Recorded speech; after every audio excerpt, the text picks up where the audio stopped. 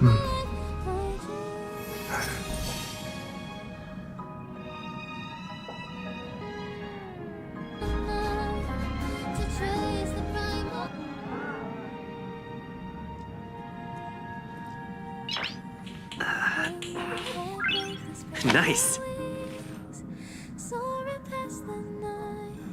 To trace the primal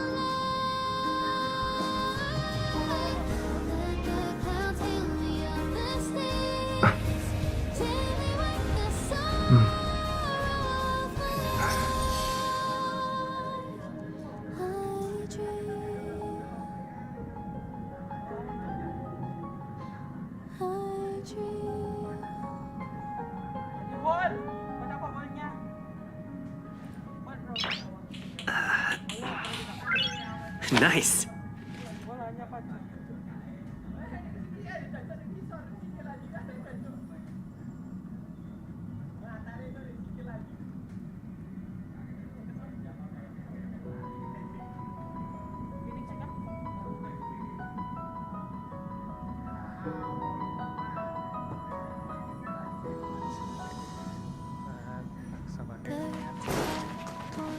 with no shadow.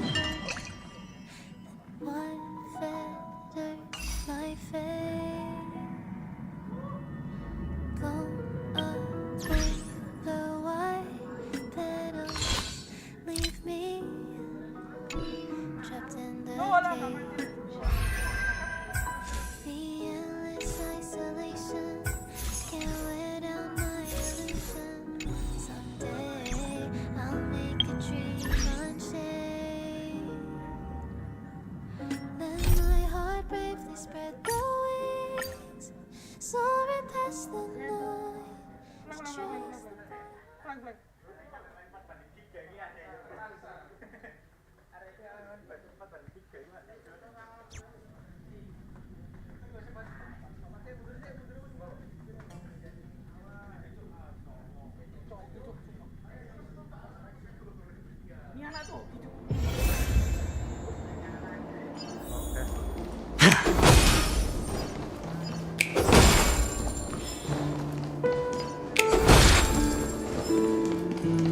Feeling lucky. Make a wish.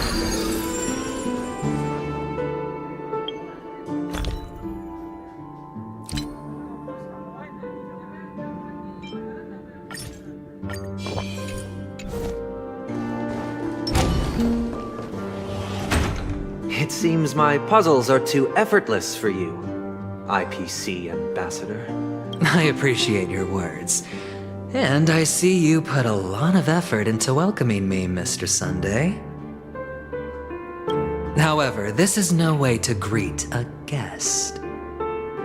Well, this isn't an invitation, but a summoning.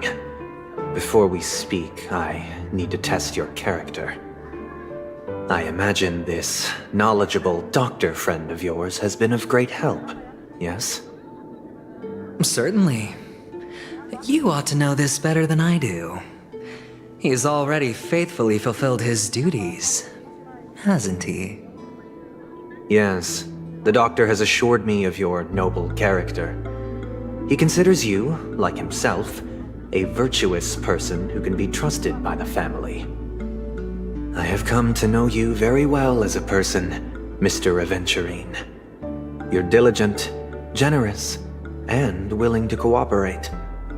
The fact that you succeeded in overcoming many obstacles just to meet me gave me the reason to believe in your wisdom and courage. But there's one thing I must ask you. That is, you've used your wisdom at the wrong place to meet the wrong person and put yourself in a situation where you shouldn't be, witnessing a tragedy that shouldn't have happened. You don't look too well. Am I making you anxious? If not, then it means I'm on your side. If I wasn't mistaken, you'd just made a serious accusation against the family. No, you weren't mistaken. For depravity is creeping in around you. There's no need for us to be evasive. Let's talk about your sister. Your sister's talent is unrivaled in the world of show business. As you know, her voice has been out of tune since she returned to Penacony. What's more disheartening, she can't sing anymore. Who could be responsible for this? Many suspect the culprit is among the outsiders, but I know you hold a different opinion. Now your noble status has become a shackle, preventing you from apprehending the murderer and avenging your sister's death. You're feeling anxious because you're out on a limb. But don't worry, I'm on your side. I'm immensely honored by your concern for me, Mr. Aventurine. Since you're so selfless and generous, I believe you wouldn't ask for anything in return, would you? Well, naturally, you wouldn't incur any loss from this. I just want to reclaim what is mine. My liberty and the personal items under the family's custody, the bag of gift money, and... the box in which the cornerstone is stored. That's right. Cornerstone. I've heard it's a treasured asset of the Strategic Investment Department. A sacred stone that seals the Preservation Emanator, granting significant power. And every liquidation specialist holds one. For an object so precious, it probably comes at an even higher price than other forms of recompense. Well, I'm sure you're aware of the high level of risk I'll be undertaking to bring the truth to light. Mr. Aventurine, when you're out and about, do you always make adjustments to your appearance? Your tie should be on the center line. Your shirt must not protrude from your vest. Your trouser creases should be perfectly straight, and always aligned with the tips of your shoes. Of course. But I don't, because it's not appropriate to do so in public. You should make sure everything is presentable and in order before leaving the house. I'm not the kind that takes risks. The cornerstone must be in the custody of the family. No room for negotiation? Please, don't let me turn you down twice. Sure.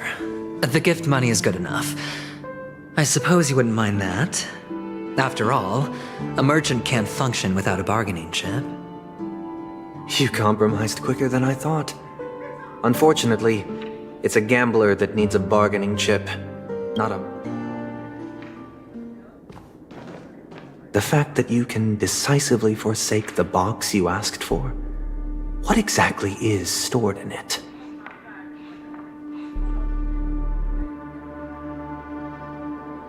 Oh, triple-faced soul, please sear his tongue and palms with a hot iron, so that he will not be able to fabricate lies and make false vows. What have you done? Under the light of the harmony, all wickedness is revealed. I implore them to shed their light, and I'll ask you questions on their behalf. Next, you have 113 seconds to prove your innocence and gain my trust. And if I refuse to answer? You can try, and we'll see if the harmony rejects you. Question: do you own a cornerstone? Yes. What a simple answer.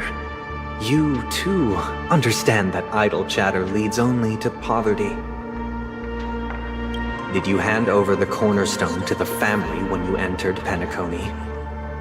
Yes. Does the cornerstone you handed over to the family belong to you? Yes. Is your cornerstone in this room right now? Yes.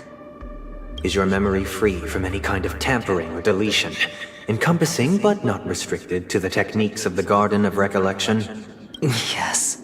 Are you an Avgin from Sigonia? Yes. You even know about that? Do the Avgins have any ability to read, tamper with, or manipulate one's own or another's mind? No. Does it matter? Do you love your family more than yourself? Yes. All the Avgens were killed in a massacre. Siapa? Am I right? What is that? No. Are you your clan's sole survivor? Perhaps. Do you hate and wish to destroy this world with your own hands? I don't know. Interesting. Now, the final question. Can you swear that at this very moment, the Aventurine Stone is safe and sound in this box?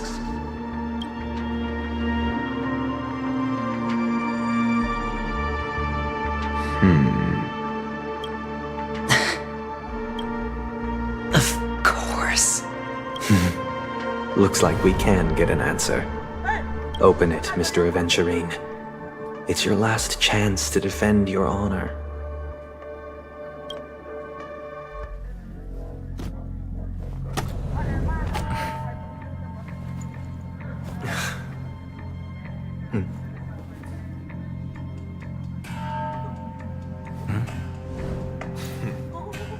Please.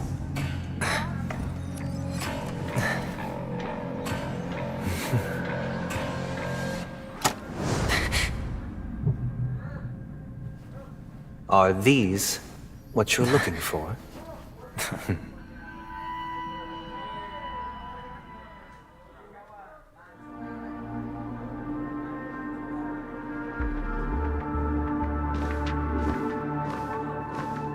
Since you came as promised, learned doctor, does this mean that you are willing to take the side of the family in this farce? What makes you think you can convince me? I've heard you haven't enjoyed Mr. Aventurine's company. I also understand that you're an avid learner who sees the pursuit of knowledge above all. In that case, you ought to realize that a competent scholar knows their position and wouldn't forsake more vital matters for the sake of petty pride. If you agree to assist the family, I'll share our research findings on the Stellaron. You must be quite aware that, besides the family, no other faction is willing to share such information.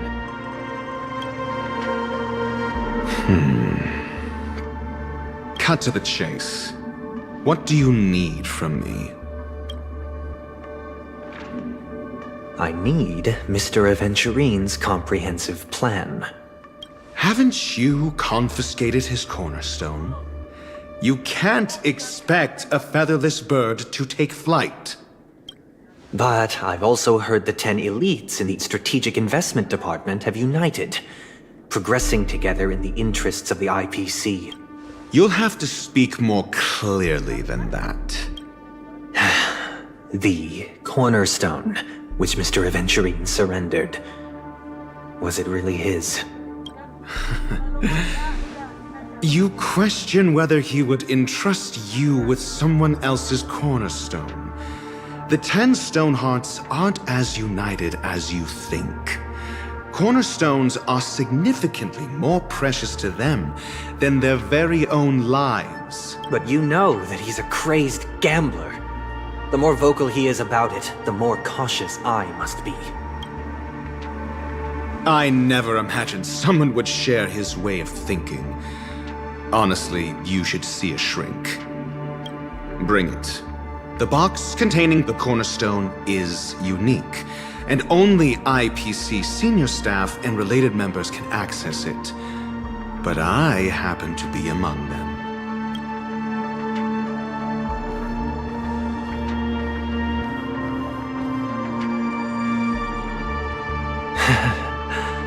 I appreciate it.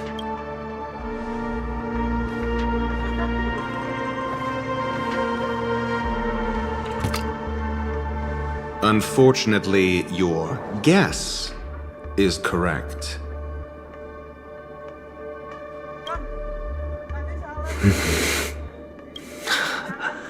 The Golden Stone.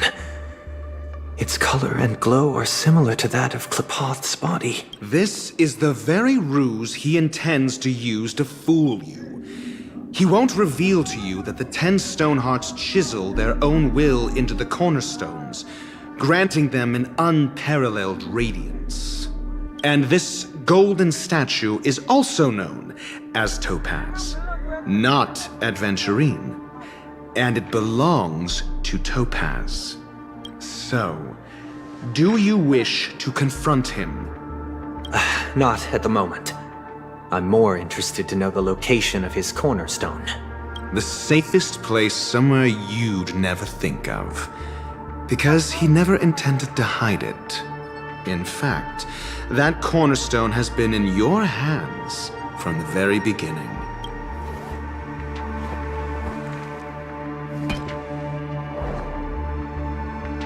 I see. This bag. Mixing a cornerstone, more precious than life itself, with a bunch of worthless jewels, disguised as a gift of money waiting to be confiscated, is indeed in line with Mr. Aventurine's style. Then he makes up some trivial excuse, downplaying the matter, and requests the gift money. This is a gamble, one he's all too familiar with, betting on your single misstep, leading to a total loss. Learned doctor, I am grateful for your help. The family will surely reward a righteous person like you.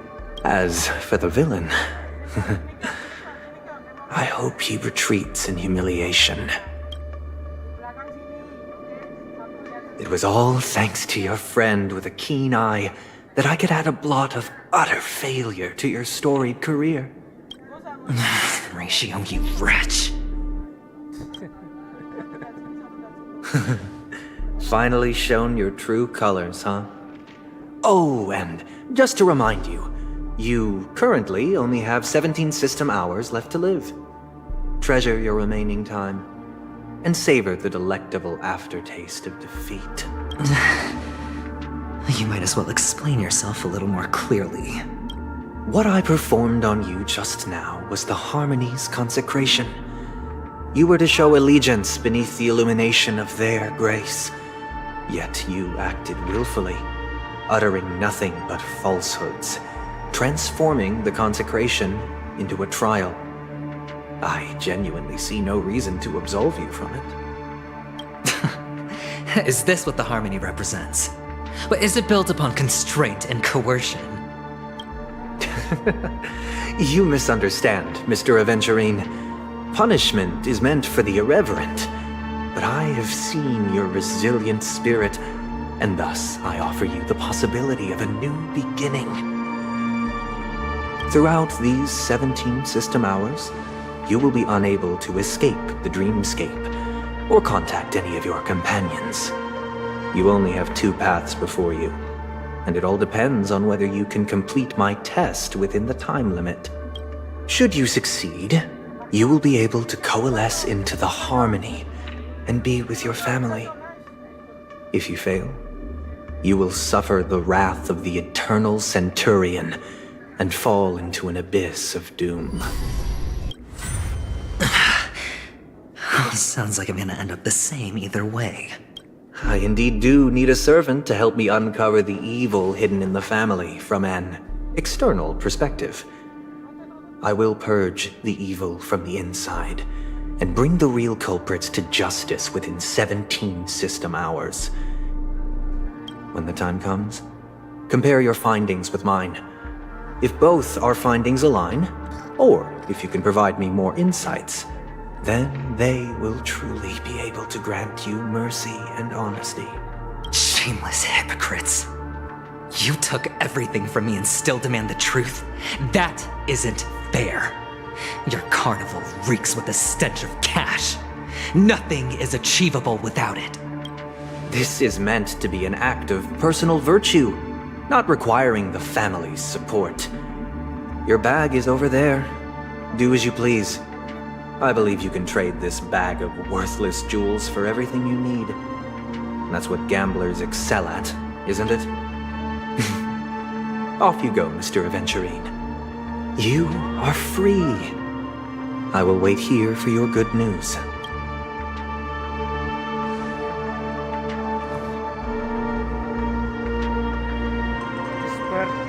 This meeting isn't an interrogation or a negotiation.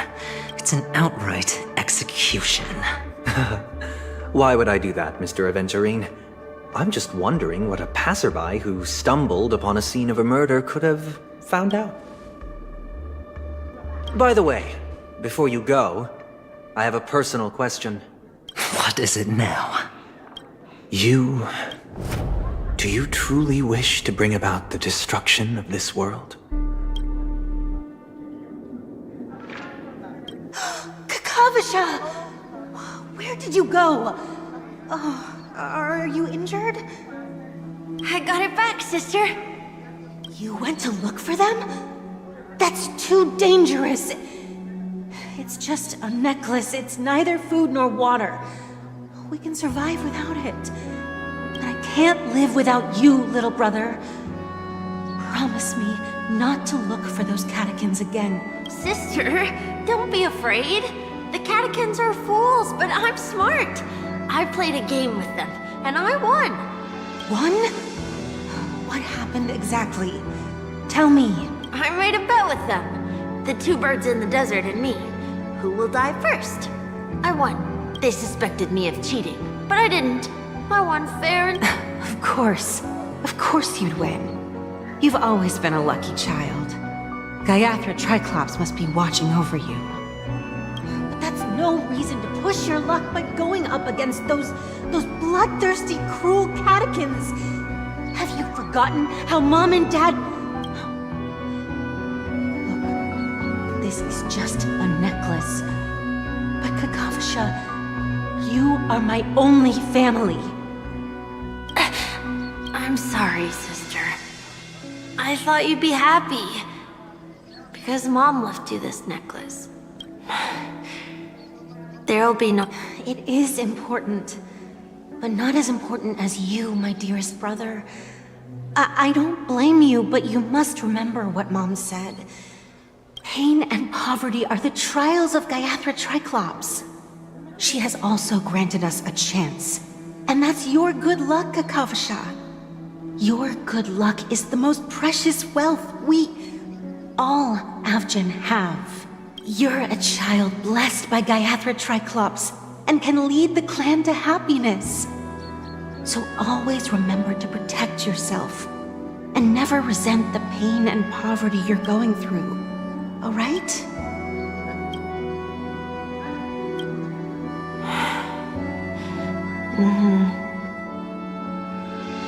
Listen to me and swear to Gaiathra Triclops.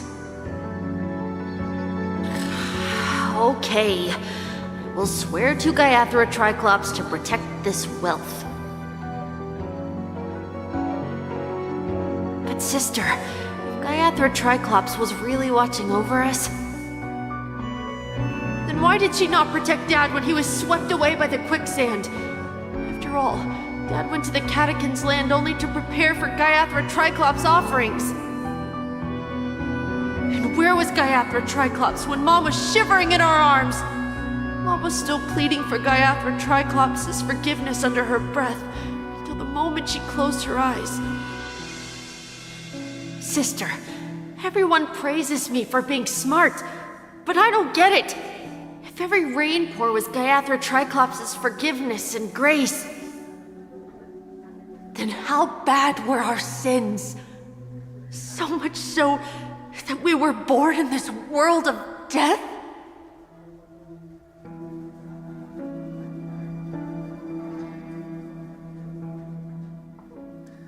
I feel bad about Venturin.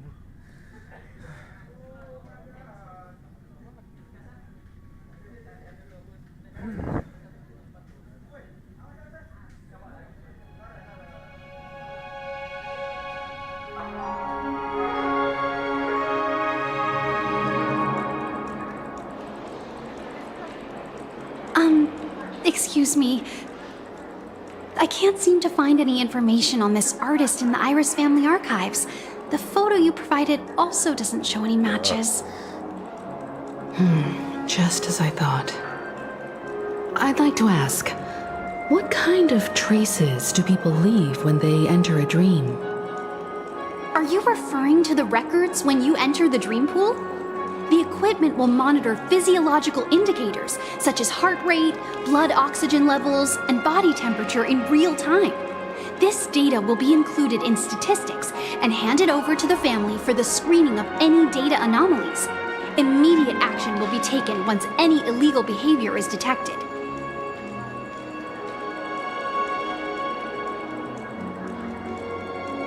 Please rest assured, your vitals are monitored in case of emergencies, allowing us to wake you if necessary. This is all for the safety of our guests. Can I trouble you to access the records? I apologize. The hotel does not have access. This information is managed by the Bloodhound family. We can only gain access if there's a problem. Looks like nothing can be found here. At least we know who to look for next. We can ask the Bloodhound family for information. Thank you for your assistance, Miss Allie. By the way, is Miss Robin doing fine? We are looking forward to her performance. Fine? What does that mean? Is there something wrong with Miss Robin? The preparations for the Charmony Festival have been proceeding smoothly, so I guess things are pretty good. I believe she will be able to put on a spectacular show for all of you. I'm sure. Jangan nih. Sure enough, no one knows about Miss Robin. I'm not surprised. But that Miss Firefly is truly mysterious. There's no information on her in the hotel system. Even if she's a stowaway, she should have a disguised identity after entering the planet. She's also in the running for the legacy. How is she going to sneak into the dreamscape unnoticed? Is there any other way to enter a dream? Besides the hotel room's dream pool?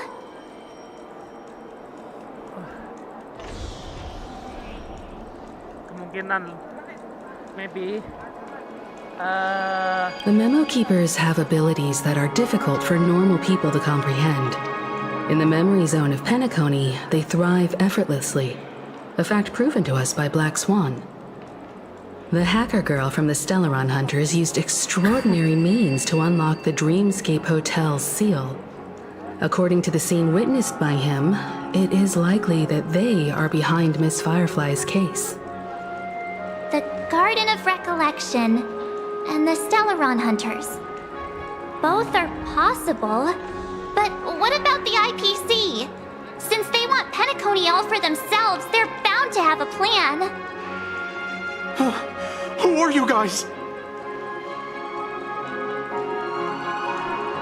The Bravo team has arrived at their designated position, ready to execute armed evacuation operation.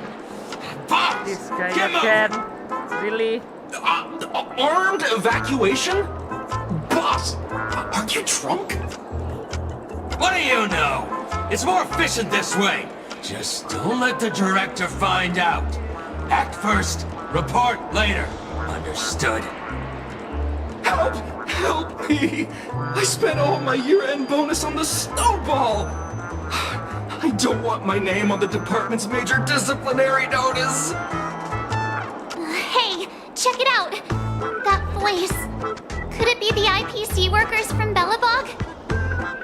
To all guests, the IPC will be conducting special operations within the hotel. Please follow the staff in charge of evacuation to the designated safe zones, or compulsory measures will be enforced. I'll request a beating for you lot!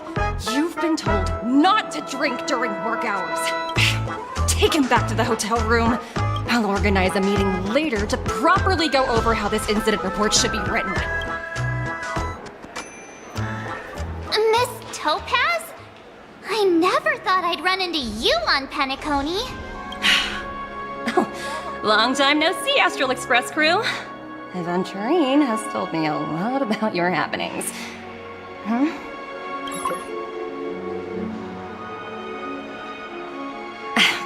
It's fine.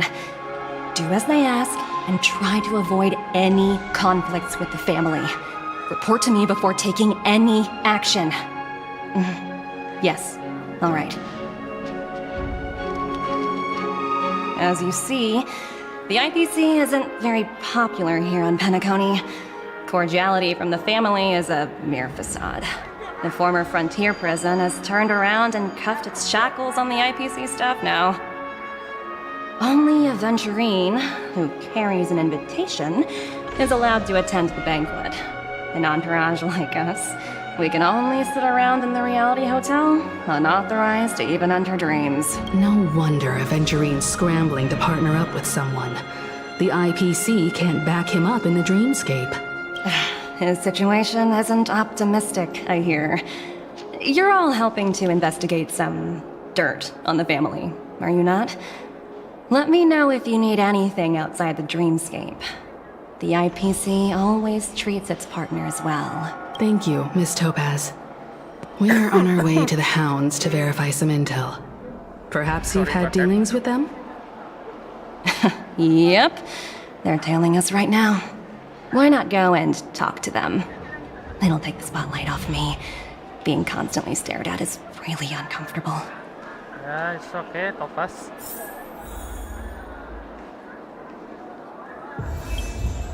How does it feel to be in business with a Venturine? I bet you're not used to it. That's just his style. All or nothing is his mantra. He's always cozying up to his clients while egging them on to undertake some dangerous assignment with him. But everyone has their merits, so I won't comment further. But Venturine's luck has always been good. He's always closed all his cases without a hitch and basically never lost a gamble. Which is why, on the issue of retaking Penacony, I'm watching with keen interest.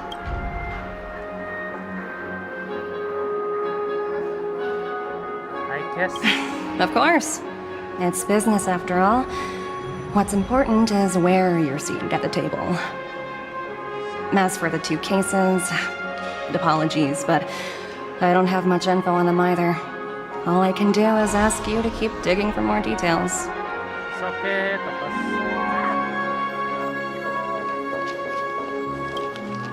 We're carrying out our captain's orders. What do you want? We made a mistake last time, and we're working hard to rectify it now. We don't have time for anything else. Surveilling the IPC executive Topaz, ensuring that she stays put at the Reverie Hotel during her time on Penacony. We've got the right one this time. So that's it. They were the pair who were after Firefly at the time.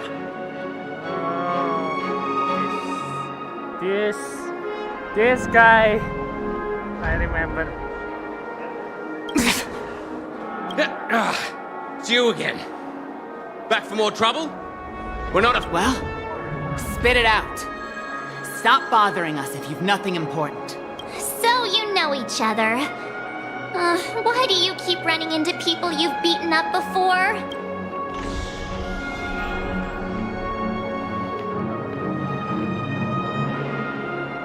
That's right. We're investigating a murder for the family. Can we speak to your captain about the case? Well... Hey! The security officer instructed everyone to shut their traps before he returned from Dream's Edge. What murder? You'd better stop spouting nonsense. Yeah, that's right. We have nothing to report. Please leave. Looks like they're not going to cooperate. But they did at least tell us that the captain is at Dream's Edge. Why don't we just look for the security officer then? It's probably Gallagher, the one he mentioned, right? Yep. Okay. Better talk to this guy.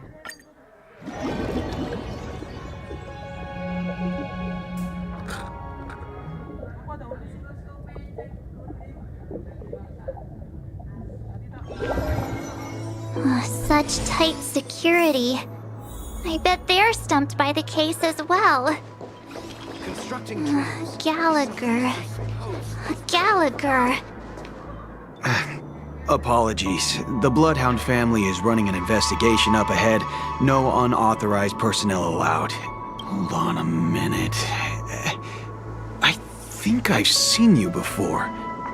The gray-haired one. How much trouble have you stirred up exactly on Penacony? Not much. Not possible. It was you the last time yelling about some clockwork friendship while... I'm not letting you get by this time! Huh? What kind of... Hold on, sir. We have documents authorized by the family that would aid your investigation. If it wouldn't trouble you, could we see this Mr. Gallagher? Who exactly is this Gallagher you keep talking about? There've been a few people mentioning this name. Even the one with the gray hair. He didn't send you all here? It was the security officer who dispatched us. That's all I can divulge. He'll do. He's the one we've been looking for. Sorry, no can do. The boss said that since it's a matter of the family's reputation, no one's allowed through. Everyone, please leave. There's really no need for us to make things difficult for each other, right? We're really sorry for troubling you. Let's think of another way. Another way.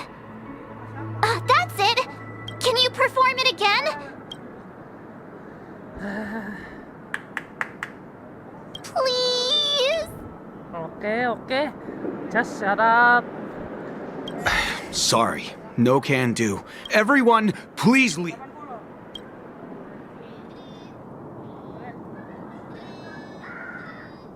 Okay. Good mood ya. Okay.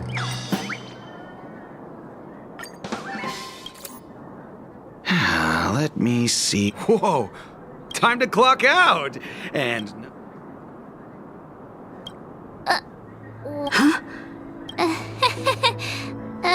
This clockwork trick of yours, it's kinda dangerous. At least he won't be getting in our way again. Let's go find that Gallagher and ask him the intricacies of the case. I was wondering what all the commotion was. Huh. Oh, it's you guys. Welcome. Since you made it here, what can I do for you? Hello, Mr. Gallagher, sir. Judging from your tone, it sounds like you were expecting us. Miss Himiko, you're too polite. There's no need to call me sir. Mr. Gallagher, you even know my name. Of course I do. You folks are from the legendary Astral Express and honorable guests of the Watchmaker. I had an encounter with this gentleman in the Golden Hour. I remember that little silver-haired girl was there too. I'm sorry for what happened to that kid. This is also the reason why we've come to visit you, Mr. Gallagher. The Express can't just overlook the death of that child.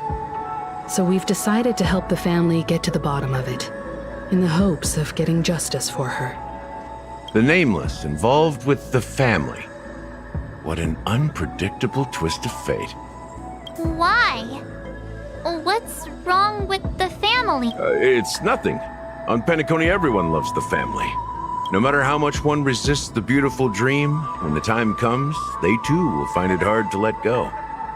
Who wants to leave a warm nest? Just idiots, little kids, and inebriated fools. Mr. Gallagher seems to be getting at something. You got it wrong. I'm not. You want to discuss the case? Sure. Come with me. This is not a good place to talk. Let's go elsewhere.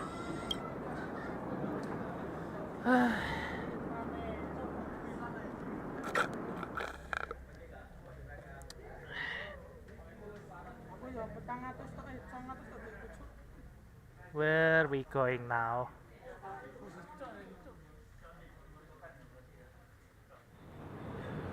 Even after that chilling tragedy, this dream is still running effortlessly. Other than the family of the Harmony, it's hard to imagine any other power in the universe that could sustain a building of such magnitude. The family itself is a huge, perfect building. Like a living idol. Each member of the family sees themselves as a piece of the divine puzzle, revolving around a singular core and a shared ideal.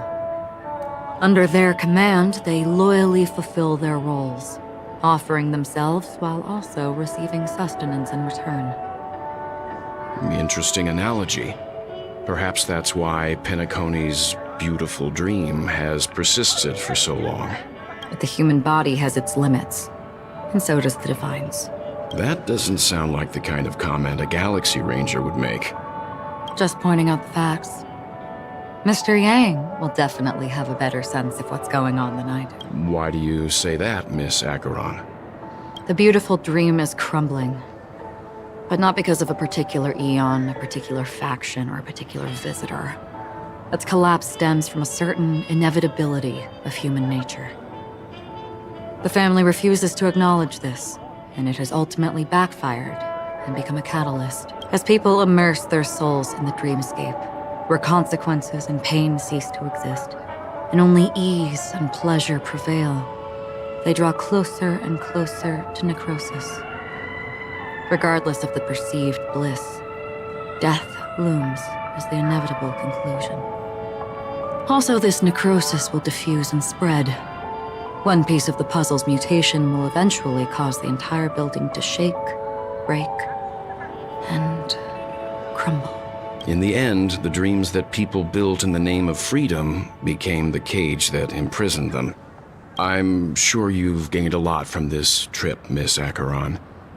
Are you willing to share your findings with me? Of course. That's if I remember.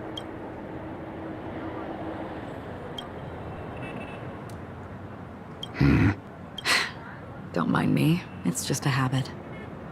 Owing to events in the past, I've become easily forgetful. It's only when this sword is unsheathed that those hazy memories start to become clearer. Take your time. That should do it. I vividly remember everything that occurred on Penacony. Ask away. The moment of daybreak. I've heard that's where the Dawn Factory, which processes the foundation of the dreamscape, is located. Behind the dreamscape's song and dance stand many imagination factories. Workers create all kinds of whimsical works day in and day out in their dreams. Then they return to reality and sleep on a narrow bed in a room. A far cry from luxury. They say it will suffice. Experiencing the bizarre and motley dreamscape is the best reward. There I encountered a young woman who had just come of age. The perfect time to indulge in beautiful dreams.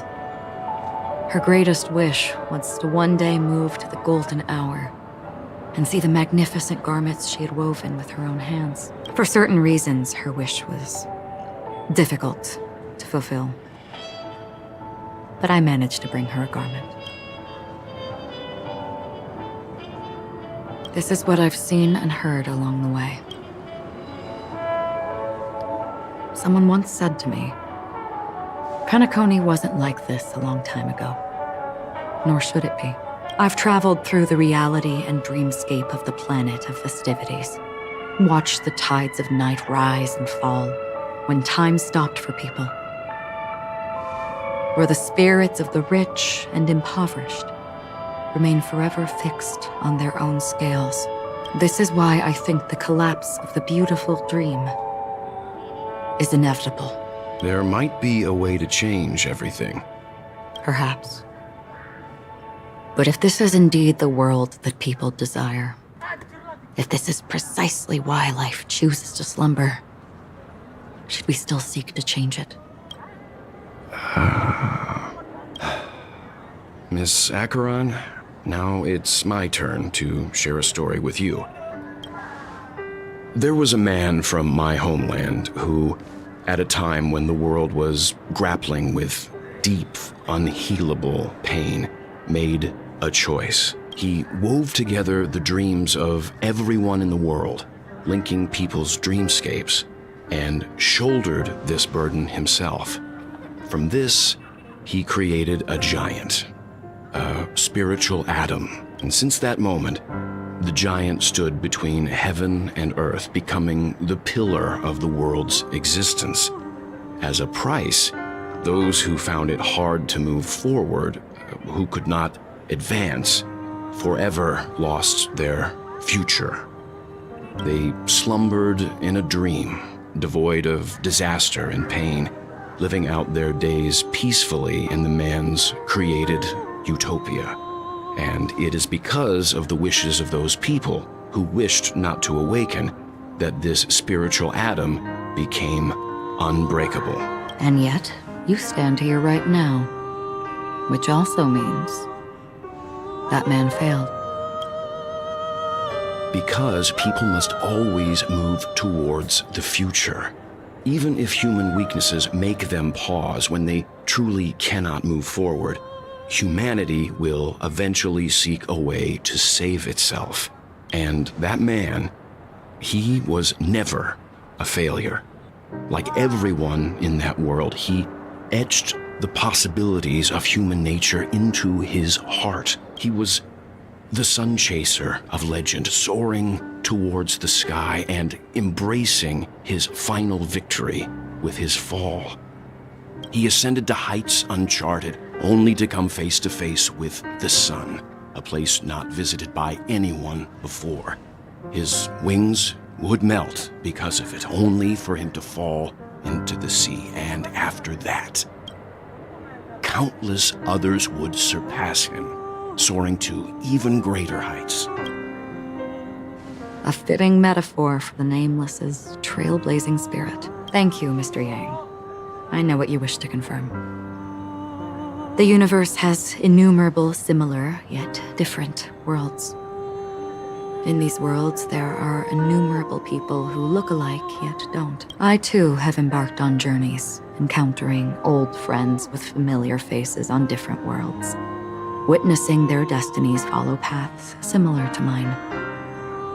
So I will tell you, even if not completely similar, the story you just told, it overlaps with my past. And within that abyssal dream, I ended that man's life. Alone.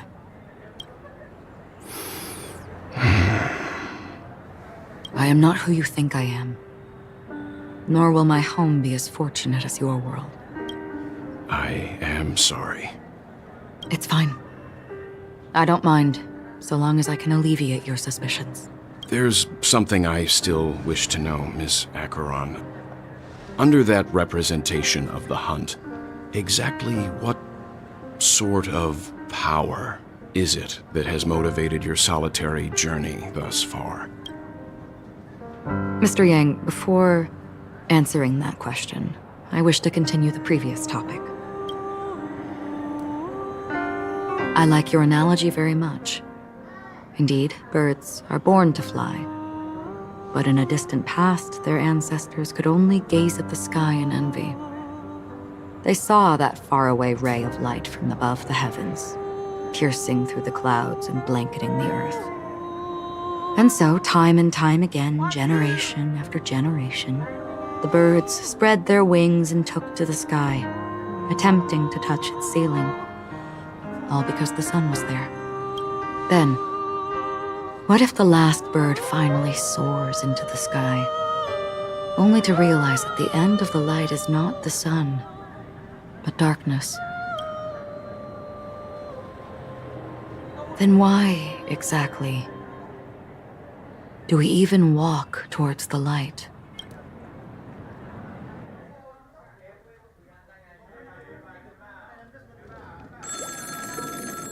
Oh. Next one.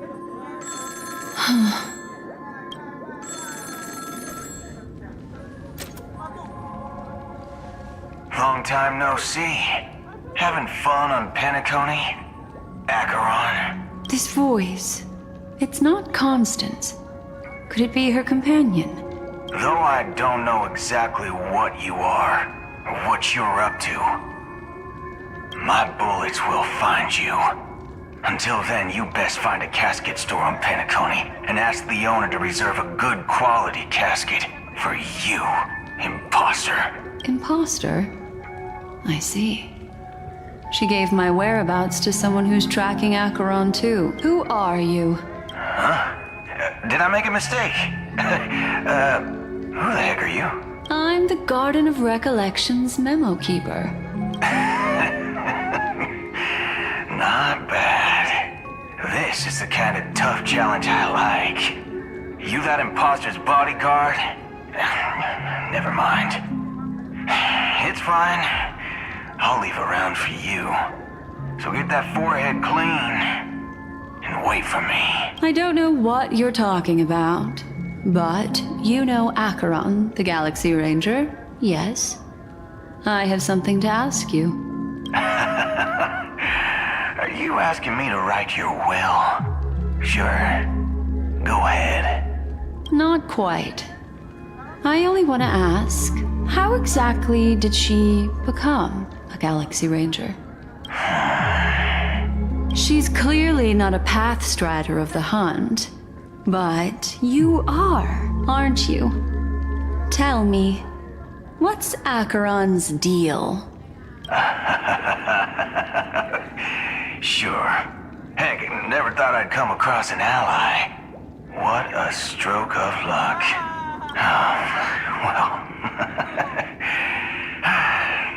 I'll be on Penacony soon. Memo keeper, go buy a bottle of Donna's white oak and warm it up, and I'll raise a glass to you. That lady's passed.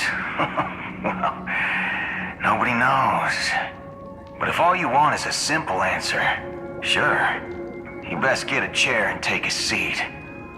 That woman, named Acheron, is an emanator who should not exist. What the fuck?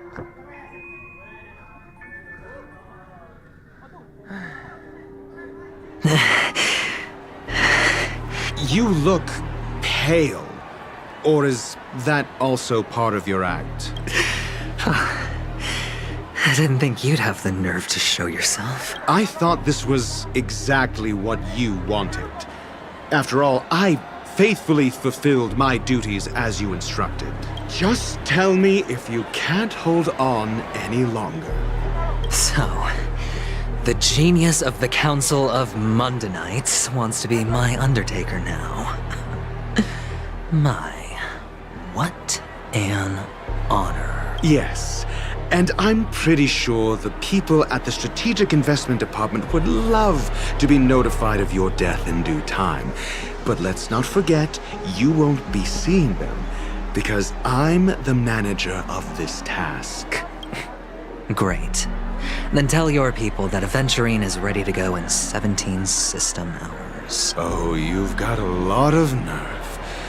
How exactly do you plan on completing your task while your hands are tied by the Harmony? Well, my conversation with Sunday convinced me that there's a traitor in the family, and that they hold the secrets of Penacony. So, I took the opportunity to set everything in motion. I even managed to recover the gift money. Things haven't gone this smoothly since I walked through the doors of the Reverie. Now I'm only one step away from victory. Let's just wait and see. Sounds like a very elaborate way of saying that you failed. That's all I can say.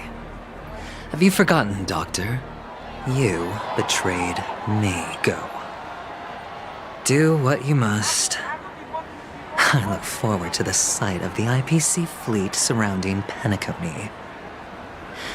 You've achieved what you desired, haven't you? That's true, but what's your plan?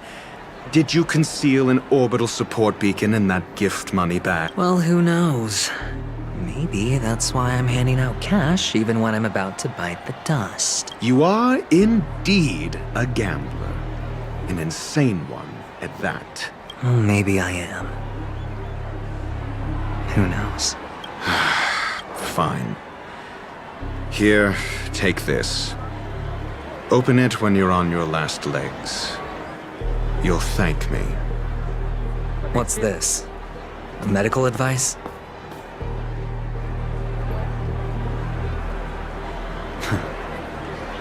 You catch on pretty fast, Doctor.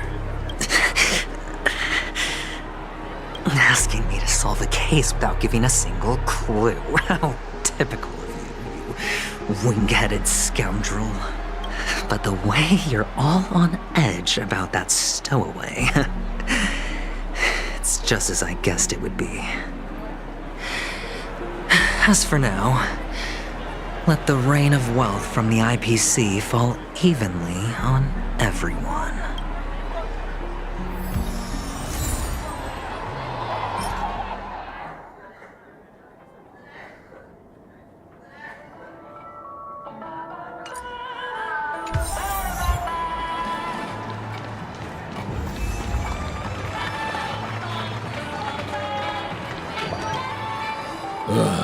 The world has truly lost its way. You... wait. I get it now. You young... A great show will start soon, old man. But before that, I need to ask you something. Do you know where I can find death in this dream? Ah, I see. Another fearless youngster. Death? Not even remotely innovative. I bought it from Dr. Edward. He claimed it was some exclusive fancy schmancy stuff. Now, but what a disappointment. The effects were awful. First, some monster covered in eyes stabs you in the gut. And then all you see are blurry glimpses of buildings and lights. The sky was spinning so fast it almost made me puke. Is that... Yeah, what else can you expect? Don't put too much stock in the Penacony movie industry. They even call this junk groundbreaking art. Can you believe it? What a joke. Well, I'll leave you be then. I hope you have a wonderful day. A monster covered in eyes. That sounds like the Memory Zone meme. But buildings and lights... I don't think those have anything to do with death. Well, that whole dream bubble was probably created using rumors and gossip. I can feel something inside my head. Would you be willing to support my performance? And keep the Song of Beauty alive in the cosmos? Wow, how fabulous! But... Well... You see, I can't bear to see anyone in this sweet dream suffering from poverty. That's incredibly kind of you. Thank you so much, sir. If you ever get the chance, please, feel free to come by and indulge in my singing. Sure thing. Oh, by the way, do you happen to know anything interesting about... Death? That's a pretty scary topic, and it doesn't really match the mood of this sweet dream. Oh, you see, I'm a tabloid reporter collecting ghost stories in Penacony. As you know, the more chilling the stories, the more attention they get. Maybe you could help me out. Well, if you're up for some gossip, it's not about death, but there have been some rumors about a guest at the reality hotel who fell into a deep sleep and didn't wake up. It was like they were in some sort of coma. Nobody knows what caused it, but luckily the customer eventually regained consciousness. Well, all customers are under the protection of the family, after all. Thank you. This will make for a very juicy headline. May Shibe protect us. Unexplained coma. That's actually what happens to your body if your brain dies in a dream. But unfortunately, the customer ended up waking up in the end. The disturbing voice in my head. It's getting closer. Oh. A sip of liquor. A blissful reprieve. To drown 1,000... Oh? You're giving these gems to me, or are you just pitying me? Well, it really doesn't matter. As long as I have Soul Glad, that's enough. This is just a dream, after all. You really shouldn't drink so much Soul Glad, my friend. It's not good for your health. Oh. Maybe I really The devil of Soul Glad? Care to elaborate? Yeah. It's a seahorse with a long neck. They say it loves to appear to drunk people, especially the ones who are passed out on the side of the road. How funny. Yeah. Very funny indeed. Thank you.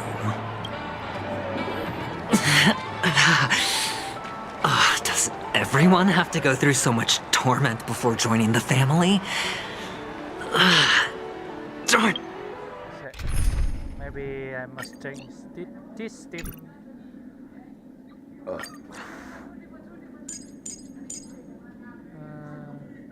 This one. Wait. This one, and this one. There you go. Now I just want to dig out my brain and use it as evidence. Take care, my friend. If you ever find yourself in danger, remember that the hounds are always ready to help.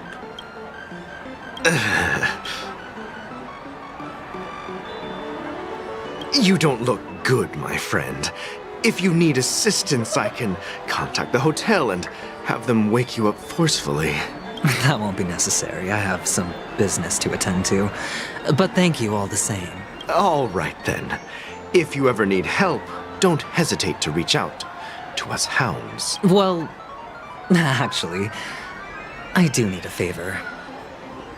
As the most outstanding hound in Penacony, have you come across any stowaways recently? Stowaways? How could there be stowaways in Penacony? We've never had anything like that before. All right. Good luck with your work then. What was I even thinking? Family would never share intel with the IPC.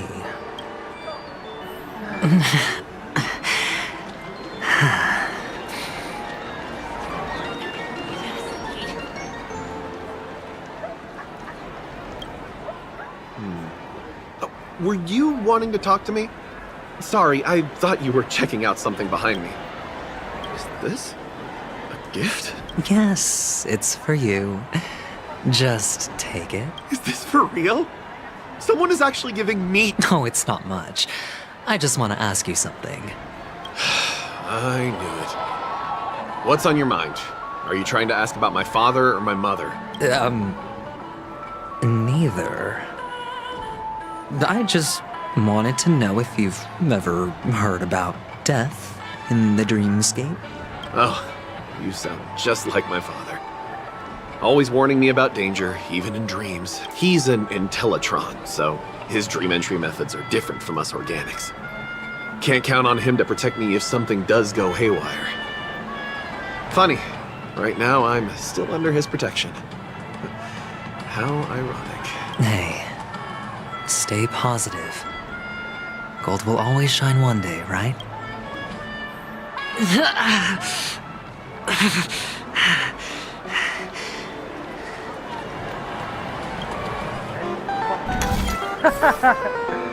Wrong button. You want to talk to me? Sure, but nothing too sensitive, okay? Huh. Wealthy people have fancy ways to enjoy this dream. But to be honest, I've never seen anyone who gives out money to others like you. So, are you trying to be the prince from the tale, handing out his gold leaf garment and melting it? I'm flattered. I'm no prince, and I just thought these gems would help you speak.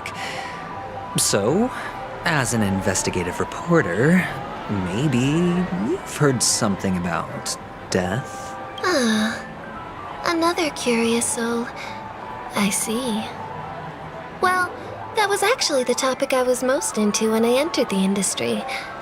But my boss shut it down.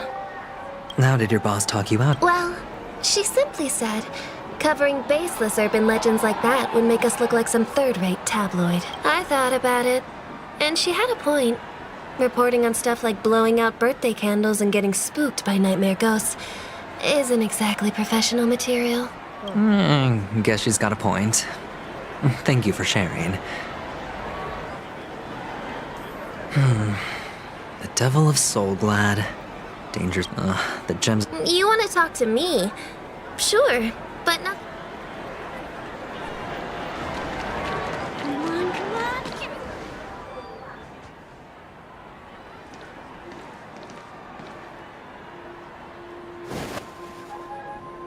Remember what I said.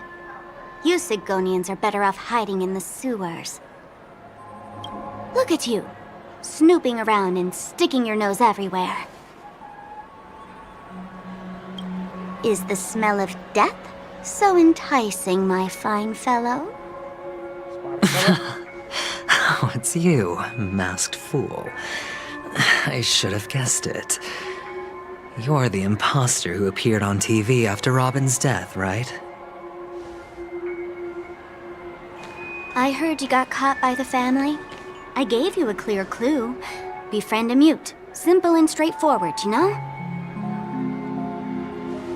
And what did you do? You messed it up and ended up as their prisoner. I told you to make friends with a mute, not become one yourself. You really let me down. What do you mean? You know better than I do.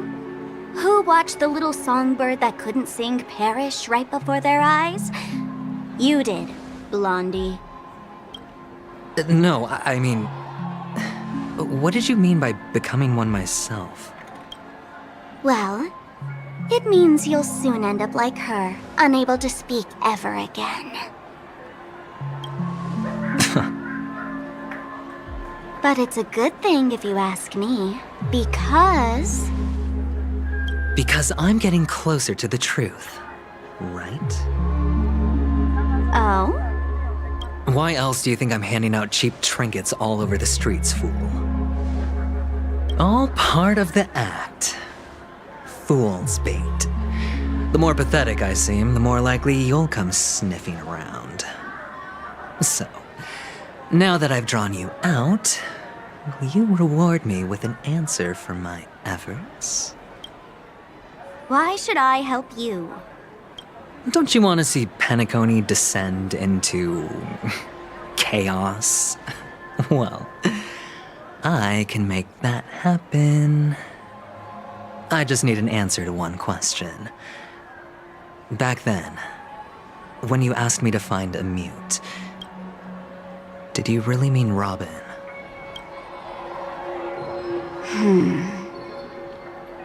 And what if I say no? Then I'll thank you. Oh, the word no has never sounded so pleasing. Well done. I admit I underestimated you, but what difference would it make? Let me tell you something. There were 2 mutes, but one is dead now, and the other, though he's still in Penacony, I'm afraid you'll never find him again.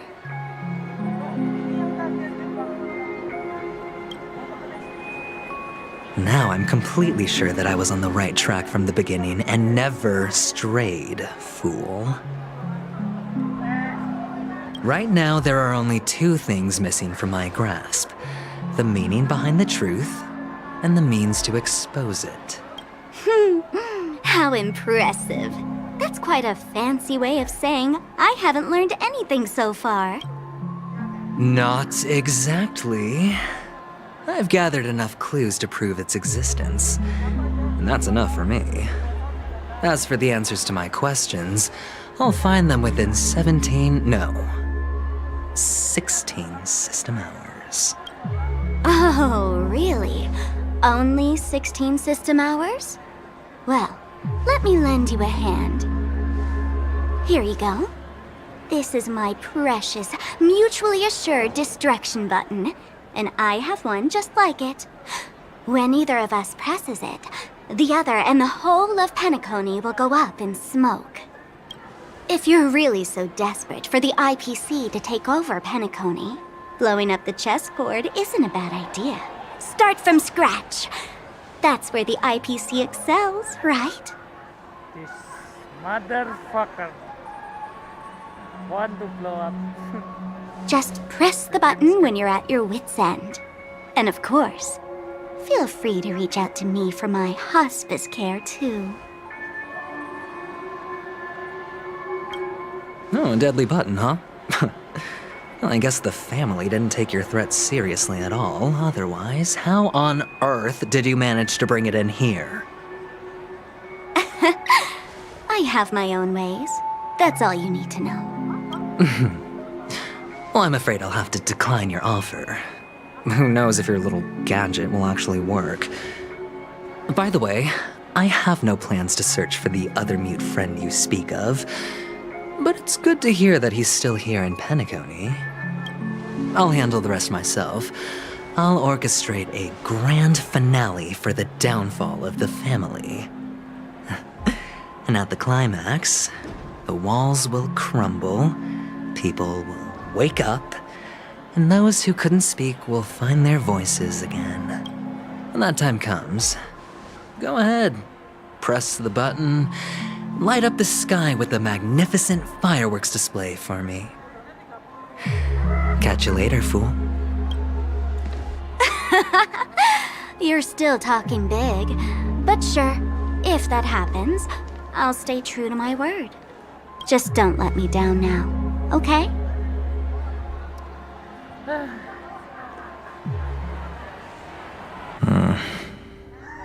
So, number 35. You're back. Like your new lucky charm? Can a commodity code really be considered a lucky charm? Silence! I didn't give you permission to speak, you Sigonian hound. The guys in black didn't say much, so I've no idea what you did to save your skin in that massacre back in the day. But I figured you must have had good luck, so I bought you. From now on, you and your good luck are my assets. Are we clear? Your first task is simple.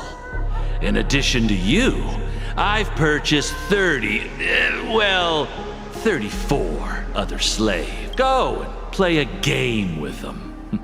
You came out alive after 2 days. It proves that you are the real deal. You're insane. Testing out if you're a good product. Aren't you worried that the money you spent on me will go to waste? I've got stacks on stacks, Blondie. The slave market is never short of self-righteous brats like you. But you look good, and that's why many customers are betting their fortunes on a scrawny brat like you. So go along now, and don't let your master down. How much did he... What? My price. How much did you pay for me? Huh. You really want to know? Well, it was 60 tanba. No more, no less. Red copper coin. I'll take my chances. 30 tanba. If I come back alive, you'll give me 30 tanba. Deal? Are you trying to strike a bet with me? Oh, you've got some guts. Yeah, sorry, but that won't do. Don't forget your place, slave. You're not qualified to be at the table. You're just a chip. A life thrown away in someone else's hands. Either you come back with more chips for your master, or you never come back. It's all or nothing. Don't embarrass me, my lucky hound.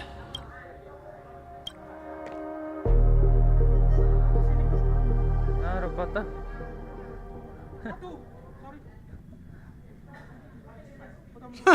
What brings you here, Gallagher? Some friends from the old days. Do you have a moment to spare, Siobhan? Oh, I have the whole day to spare. Ladies and gentlemen, welcome to Dream Jolt Hostelry. This bar offers a wide variety of drinks, but we draw the line at Soul Glad. Why settle for ordinary when you can experience extraordinary? We're dedicated to serving up nothing but pure joy and laughter. What would you like to drink? I'll whip it up for you. Oh, look! A lady as cool as Serval. Who's Serval? Will you introduce me to her? Oops. She's her. Just spare them, my esteemed bartender. I'll take over the bar today. I'm getting up there in age, and I need some practice before I forget the skills that used to put food on my table. Where did you stash the ingredients? They're all under the counter. Since our guests have traveled from afar, shouldn't you whip up some special drinks? That's exactly what I had in mind. Hey, my friends, do me a favor. Go around the bar and bring me any ingredients you fancy. The discussion might take quite some time, so I'll prepare some customized, non-alcoholic drinks for you. In the bar? But aren't all the ingredients right there on the counter? Why, we're in a dream, my lovely lady. You can help yourself to anything if you wish for it. Comfort, hunger, confusion, or even boredom. It's all within reach, right at your fingertips. To be honest, I already in this area, and I come back to here just for the sake of bar event. Oh, did you hear that? She just called me my lovely lady. Even in reality, mixing drinks is more than just throwing ingredients together. A bartender needs to capture the bar's atmosphere, master technique, and spin a tale of mystery and anticipation. Only then can a perfect drink crafted with a customer's life story be created. In other words, what you get from your drink is down to luck, so don't overthink it. Indecisiveness has no place when it comes to enjoyment. Looking around, I guess. Okay.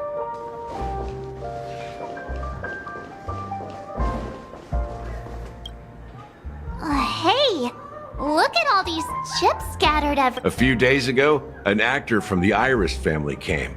Caused a ruckus with Siobhan. Those chips must have gotten scattered during all the chaos.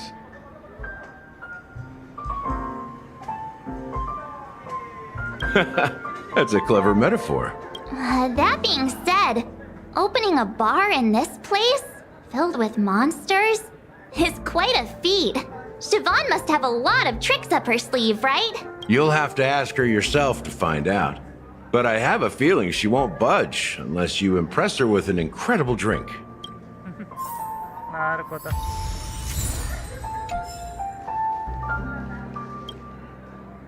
Soul Glad! But I thought they didn't sell Soul Glad at the bar. Let's give it a shake. Nice, it's still fizzy and has a long shelf life.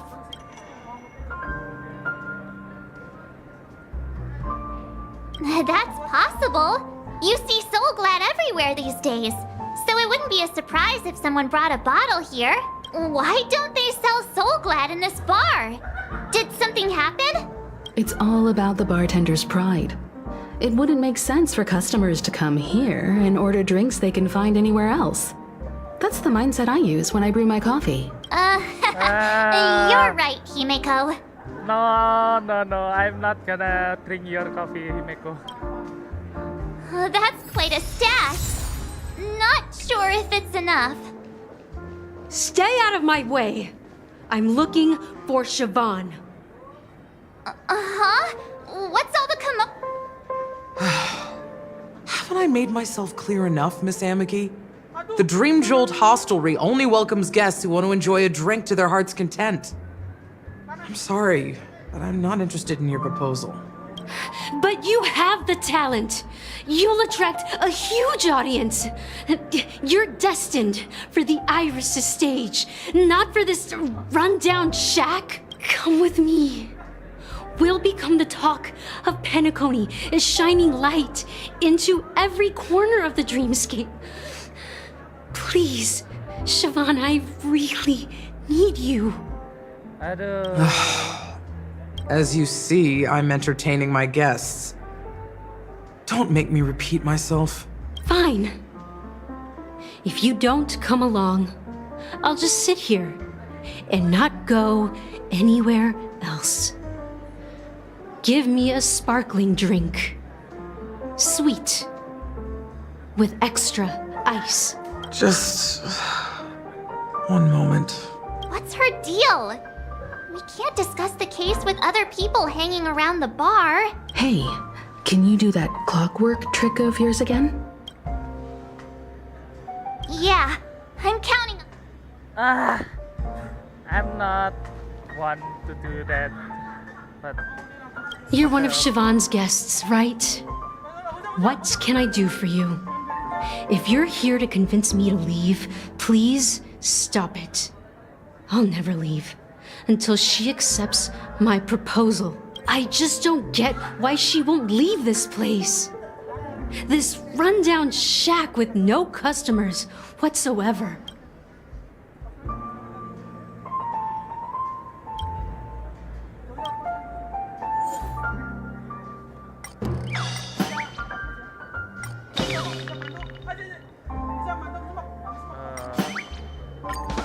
okay lah. I've seen it. The crowd is I've seen.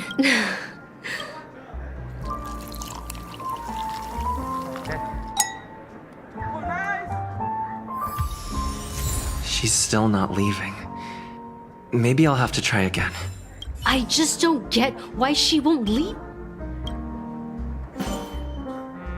Maybe set.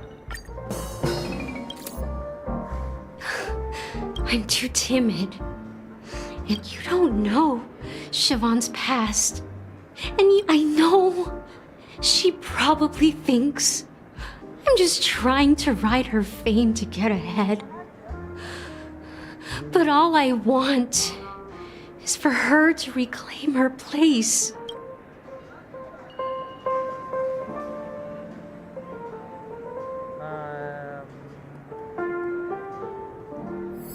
Nggak live juga. She's still not leaving. I just don't get why she won't leave this. Maybe the mad one.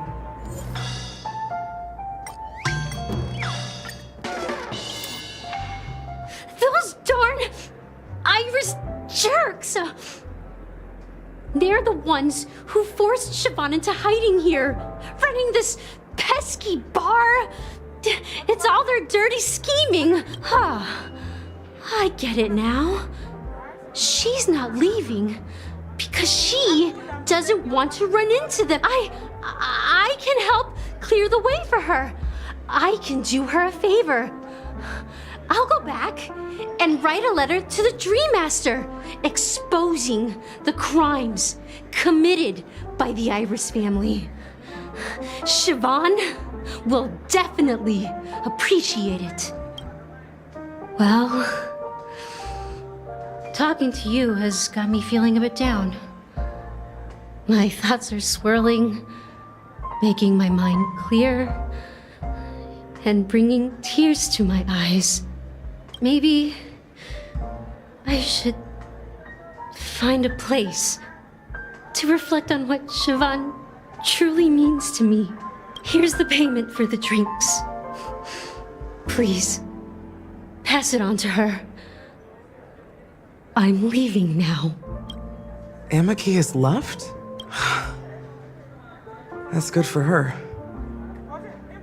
Radiant dreams may be enticing, but they're nothing more than dreams. Her drink is on the house. Please keep the money. When you're ready, go to Gallagher.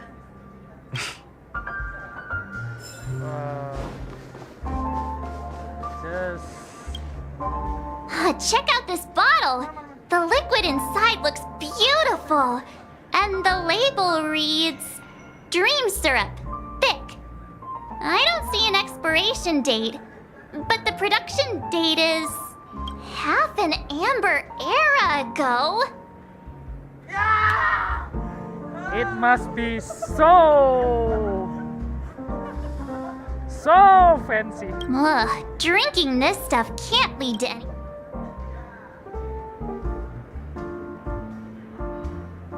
Ugh, the syrup is turned clumpy. I definitely don't want to drink this, even if it's not expired. Did you find the bottle of syrup I've been hoarding? Don't worry, it's all just a dream and it won't upset your stomach. It's been aging for years and should have a refined taste by now. Feel free to have some. It's perfect for entertaining lovely guests like you. Oh my god, really? Ugh. Then we'll keep it for now. Oh my god, really?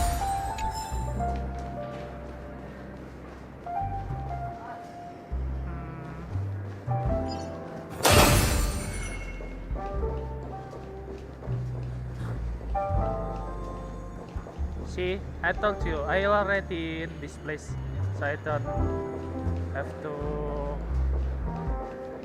And I already got the achievement from the bartender here, so I don't need. I also found the bird, maybe around here. It's here. So, right now, just checking around. Can this be used for mixing drinks? Oh, and there's a note underneath. Exchange with your precious things. Oh, what should we exchange for it?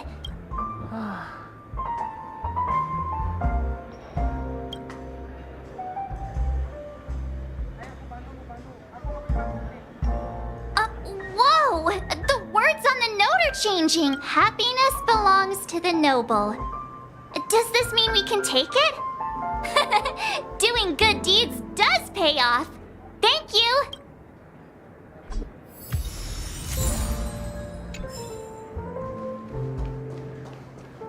Okay, done. That being said, mixing a drink is way simpler than you'd imagine. Just pick your favorite ingredients, toss them in a glass, mix it up, and it's done. Okay. So go ahead, explore the bar, and bring me any ingredients you prefer. Nice work. Let me take a look. You found some interesting ingredients there. Now take your pick. Each drink has its own unique flavor, and the base ingredient sets the tone for the initial taste and the lingering aftertaste. So, which one would you like to use as the base? Waduh, base, maybe this one. Sweeter than Suza juice and more bitter than dream syrup. Dream in a bottle. That's a metaphor for Penacony itself. Now that you've chosen the base, it's time to pick the adjunct. The ingredient that'll create a marvelous chemical reaction with the base. It should give an unforgettable taste without overpowering the main tone. So, what's your choice for the adjunct?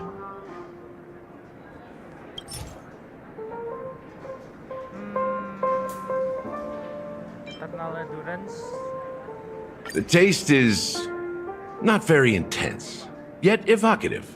After those despicables sent Mikhail away, I found myself lost in the wilderness of my dreams. They say that even the dirt here oozes with sweetness. All I tasted was stoic bitterness. Mikhail. Almost there. Let's pick a decoration. Which style do you prefer? Anything you need, I've got it.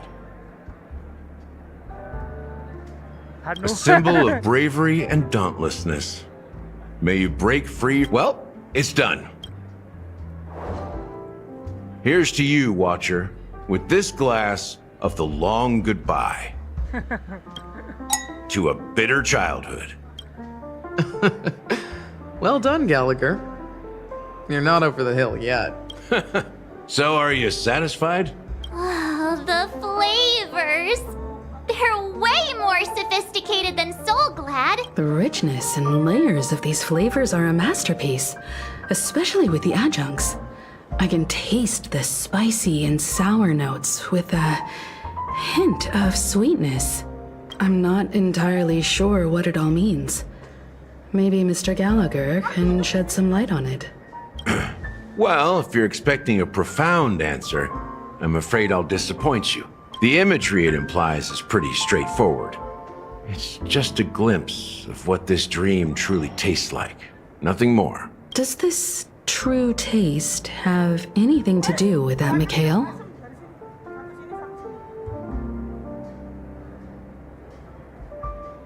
I don't remember anything in first batch of Penacony. Someone named Mikhail, I don't heard.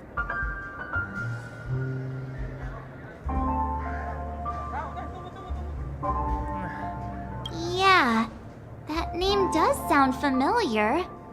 When you got knocked out by that masked fool girl, I think I heard someone calling that name.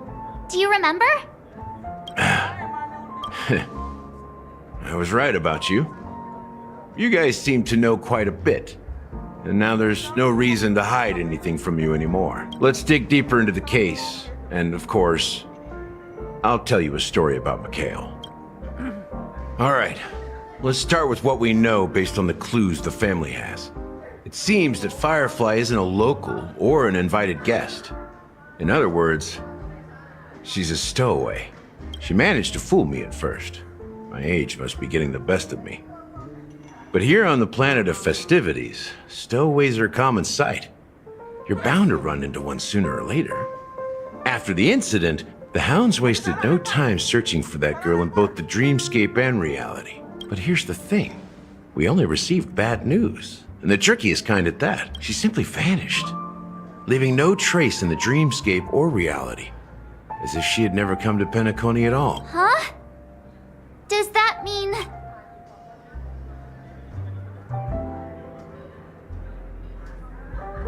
That's impossible. The problem now is not that she's dead, but that it's as if she had never existed in the first place. Let me be frank. This case, actually, is unlike anything the Bloodhound family has dealt with before. Dealt with before? So, death does happen in Penacony, if I understand correctly. You've witnessed it, so there's no need to hide. Even the shiniest city has its dark side. We're all adults here. Surely I don't need to explain too much to you. Confronting the family based on that alone would be naive. Death may occur in sweet dreams. So what? Such events are highly unlikely and only affect a tiny number of people. If you really want to delve deeper into this case, you need to understand the true problem with the family. I guess it's time to tell the story of that Mikhail. You're very perceptive. The Astral Express has received that music box too, right? Do you know the secrets it holds? There's a message. Witness the impossible in the realm of dreams. Find the legacy of the Watchmaker, father of Penacony, and thus the answer to the question, why does life slumber? That's the exact wording. Hey, why are you laughing? Wait, did you write it? It's quite poetic. No, but I'm the officer in charge of this case. So how could I not know? I'm sure you must have noticed that this message didn't come from the family. You might have even guessed that the relationship between the family and the Watchmaker isn't as close as it seems. That's just our speculation. Actually, it's hard to believe that the father of Penacony and its actual managers are at odds. Now I can assure you that your speculation is absolutely correct. The family has considered the Watchmaker an enemy for a long time, but the hounds haven't been able to track him down, as he seems to be living only in the characters and stories he created. Let me ask you a question. Have you ever wondered why the family allowed the Watchmaker to send out such a ridiculous message to the outside world, inviting you here and causing chaos? So, you want to seize this opportunity to expose the Watchmaker? Well, now you understand why the Oak family authorized the Nameless to assist in the investigation, but kept you in the dark, right? Because the Watchmaker is not the legend of the Land of the Dreams at all. He's the most shameful stain in the history of Penacony, and he's the root cause of all the anomalies in the dreamscape. You don't get it? Well, I mean, Mikhail, the betrayer of the family, he's the Watchmaker. What the fuck? Really?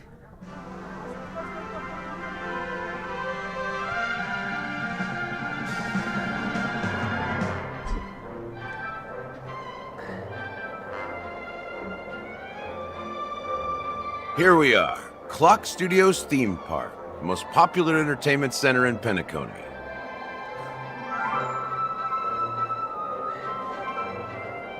Wait, aren't we supposed to be discussing the watchmaker? I would have expected you to take us to maybe a library or an archive room of sorts. But an amusement park? The culture of a city reflects its history in the most authentic way. To you, it's a fun place. But to me, it's a prison for the planet's past. You know that Penacony used to be the IPC's prison planet, right? All the prisoners were brought here, helping the Garden of Recollection salvage the leaking memoria from the macro void. The prolonged exposure to high concentrations of memoria caused a unique phenomenon. But everything has a price, and sweet dreams are no exception.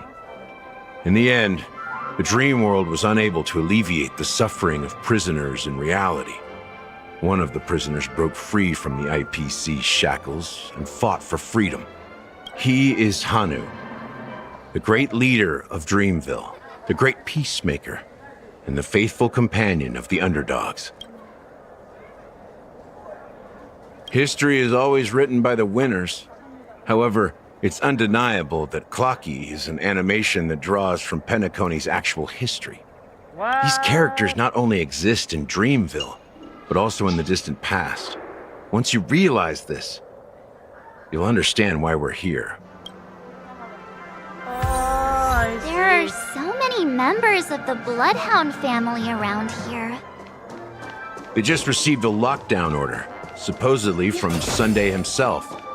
Who knows what it's for? Chess!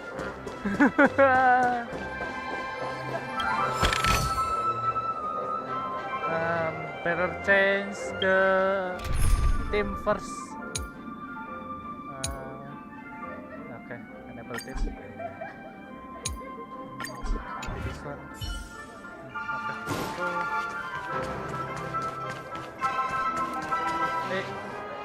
Okay. So many of them. I've never seen anything like this, even when they're tracking down suspects.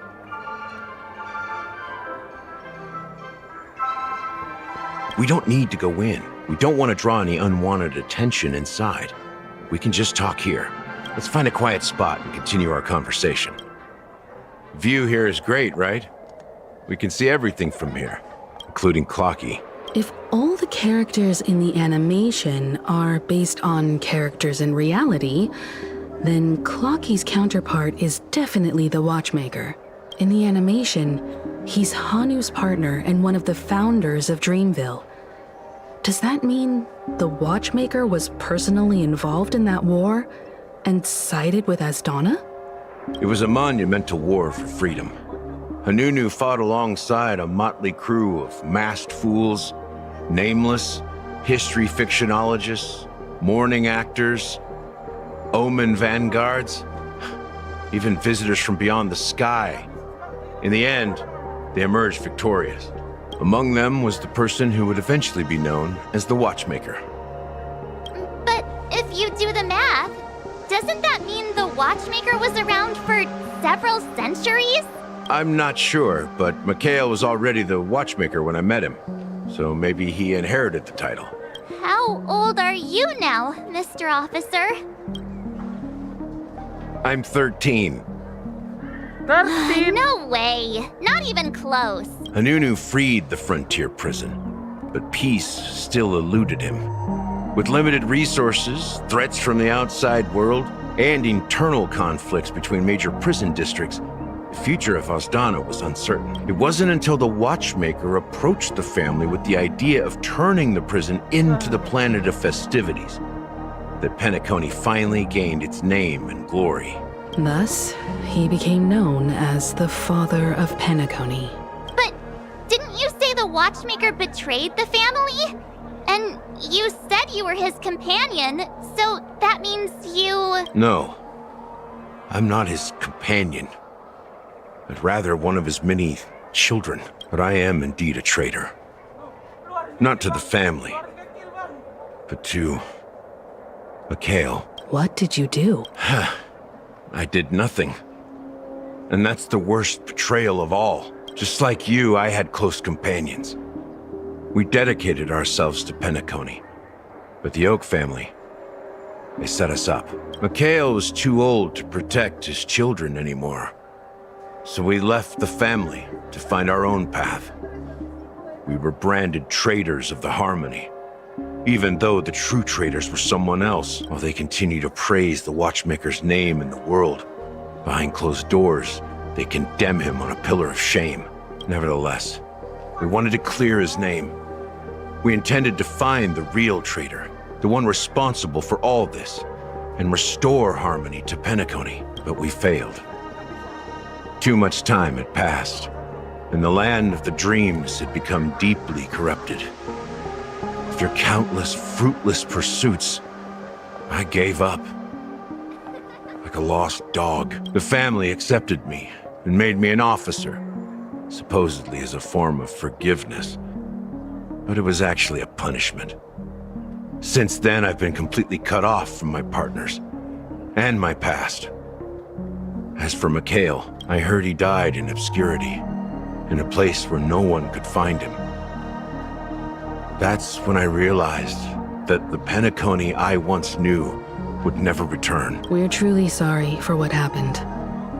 But this is not the end of the story, right? Apparently, someone has inherited the title of the Watchmaker and has been secretly working against the family all this time. Well, that's one way to look at it. However, only one member has truly inherited the Watchmaker's title. Unfortunately, after all these years, I have no idea who that person is, or if they're even real. Or just Mikhail's lost soul haunting the dream. So, do you understand why I'm spilling all this info? Because I believe the girl's death must be connected to the Watchmaker's legacy. And at the end of all these mysteries, we will find the answers we are seeking. If it really is Mikhail's ghost, I want to meet him. If only for the last time. For those who despise me could form a line from here all the way to the entrance of the hotel. But those willing to look me in the eye and hear me out? Let's just say, there won't be many. I've told you all I know is a sign of gratitude. Thank you for listening to this old dog. Bark and all. Something just happened at the theme park. Now if you'll excuse me, good luck to all of you. How ironic.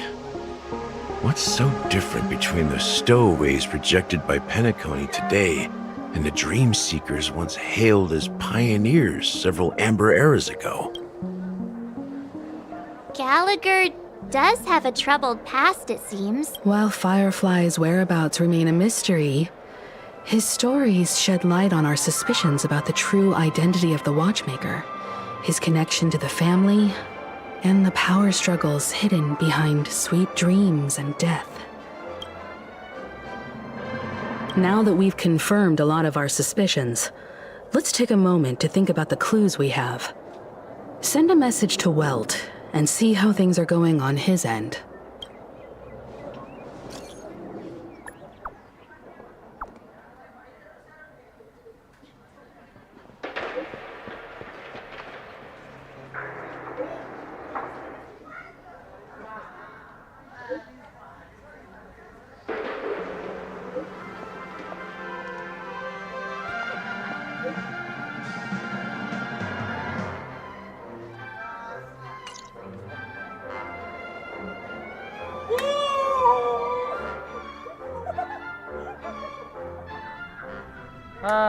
Acheron now.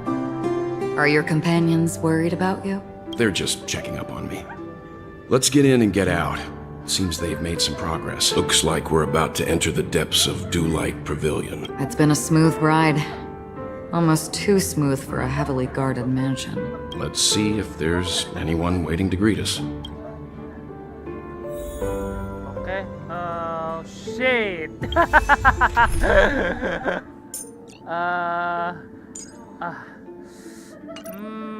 Quick setup maybe. Ay.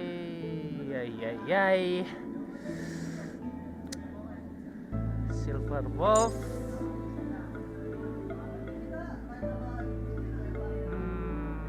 Black Swan. And you.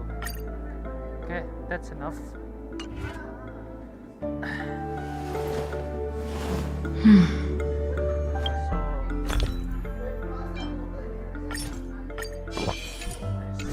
Okay, all set up. Ready? Stream forth, gleam of old blades. Okay.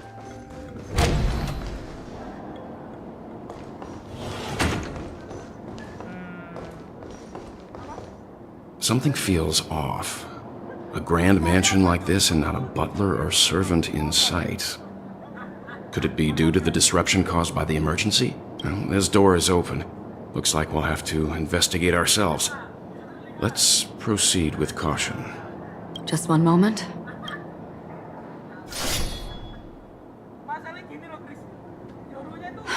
Light. I've made myself less noticeable.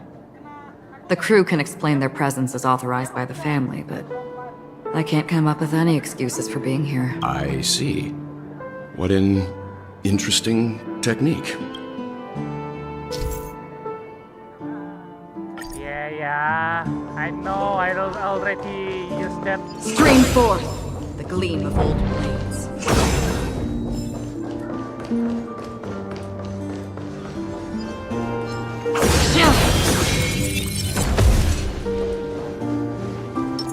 Make a wish.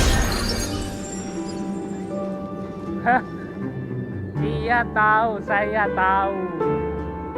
Iya, saya tahu, saya nge-skip. Shut up.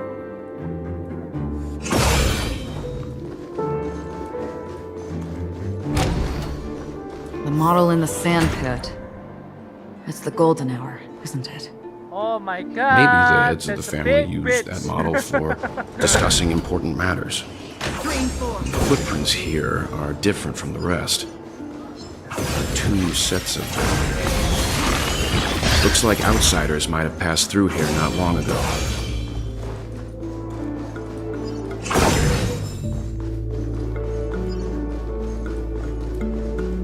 Stream forth the gleam of old blades.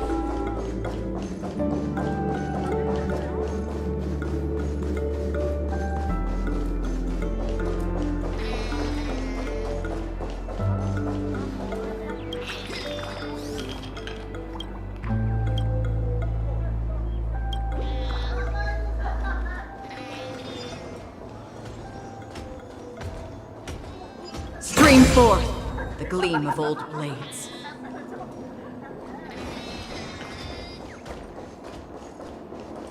Let me...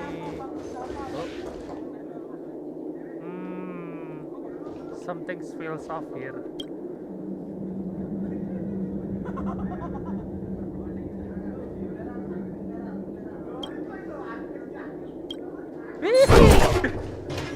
Stream forth the gleam of old blades.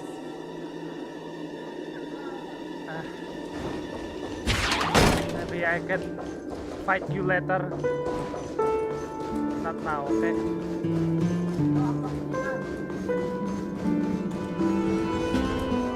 Stream forth the gleam of old blades.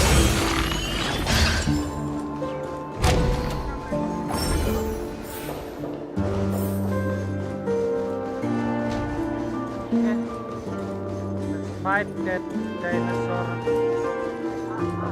While there aren't any people in this mansion, they've set up quite a few mimetic guards to patrol this place. I want to use technique. This is where it ends. In still waters of oblivion, I weep for the departed. It too shall fall. That hurt. Time for a buzz.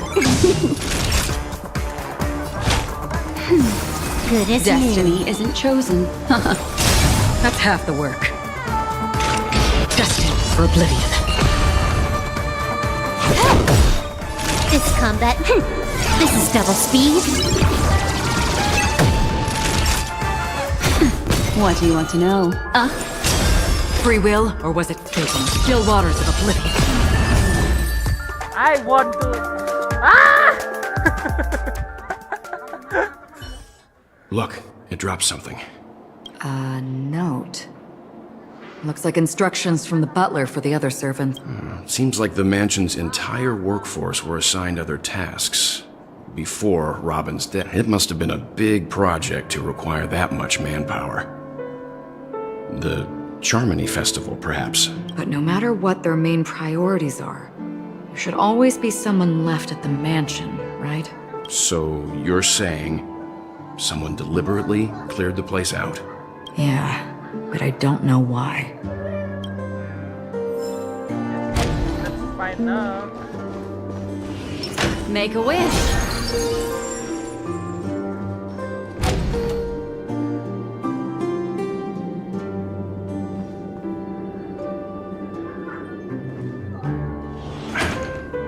No one here either. Since no one's around to entertain us, let's make ourselves at home. Stay close to me so that my white can cover you too.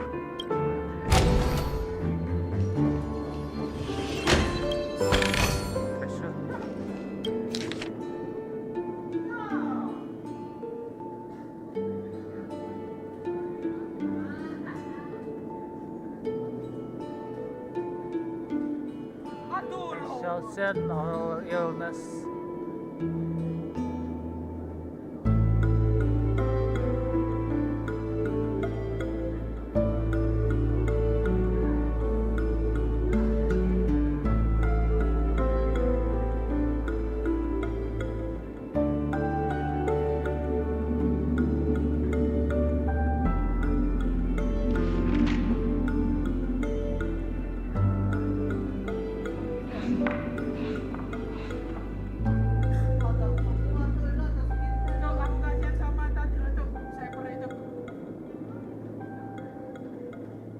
Oh my god. Robin, you're so sick. As soon as I and the rest of the crew arrived in Penacony, Mr. Sunday and Robin showed up to greet us. I remember hearing something unusual in her voice, and now it seems I was right. Robin believed it was because the harmony had been tampered with somehow. But as far as I know, there aren't many entities capable of interfering with the power of paths.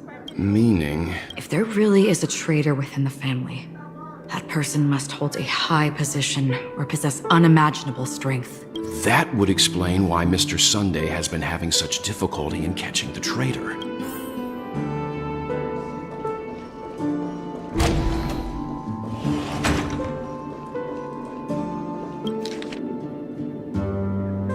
List of dead victims. Male Holovian was dragged into the sea by an unknown named sunbathing on the beach. Mori, male from Xianzhou. Huh? Someone from Xianzhou in here. Physical barrier.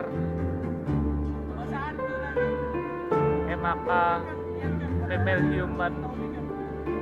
Talent show a moment of corruption.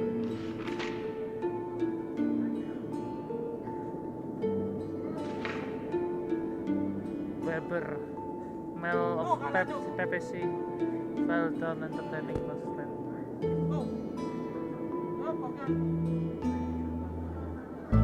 Chemet, a male of PPC.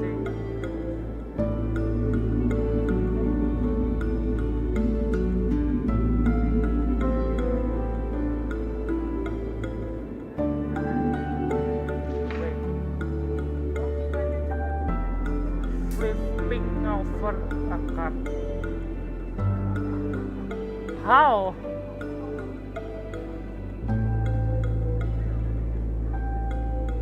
They came.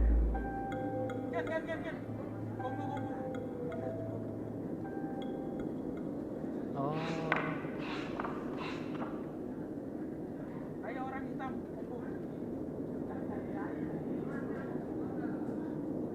Chaisha, female Foxian. Oh, another Shanzu. Kambeka, a male bloodhound. Janet, a female human. Museum. Mong, a male intellectron.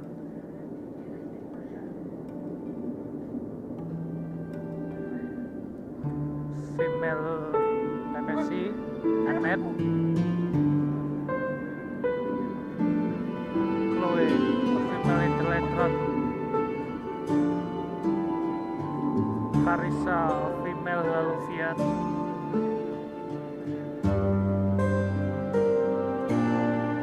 Abducted. Dorian, a male human.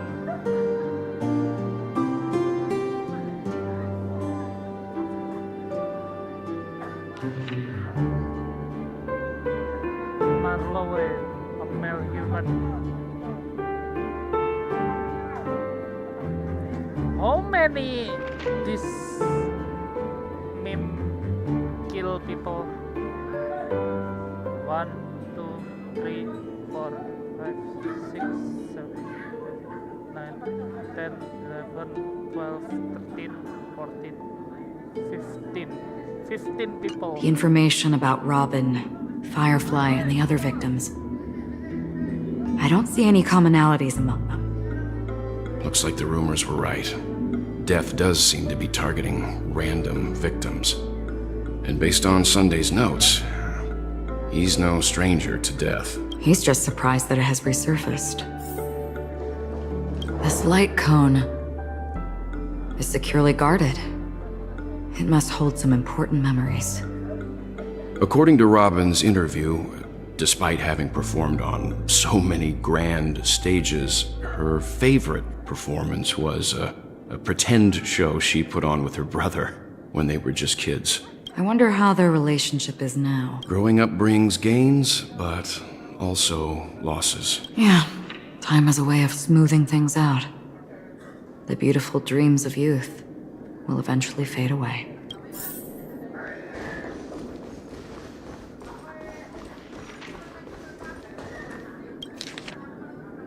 A letter from Alfalfa.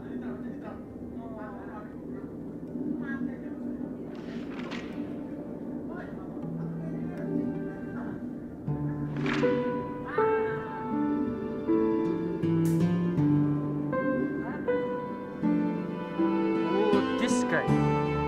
It seems neither the Dream Master of Penacony nor this old Odie is happy with Sunday's recent performance. They don't seem to care much about death. Instead, they're more concerned about the Charmony Festival and the Watchmaker. Maybe the other family heads don't think death is a big deal. One thing's for sure. There's a lot of internal conflict within the family, and everybody has their own agenda.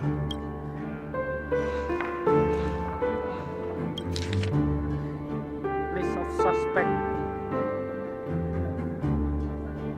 Lihat General Staff of Oak Family. Percy, Romantic Oak Family. Percy, Oak Family. Connor, Professor Purple. Doriani, Professor of Purple Academy. Kururu, researcher from the Nectangle family.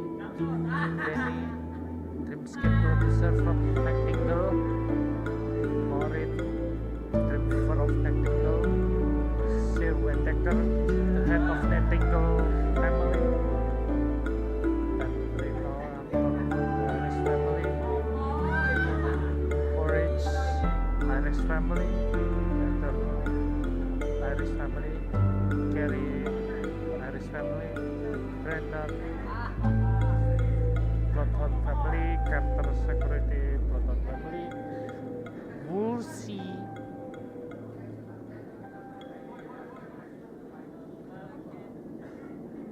Bloodhound Guardian. Olomu. Bloodhound Family, Bloodhound Family, Bloodhound Family. Alfalfa Family. KB. Alfalfa Family. Nordic Industrial Family.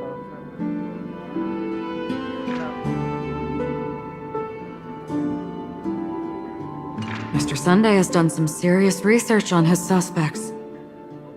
This traitor must have been causing trouble for the family for a long time. They all seem to be insiders, but I haven't met any of them. Huh?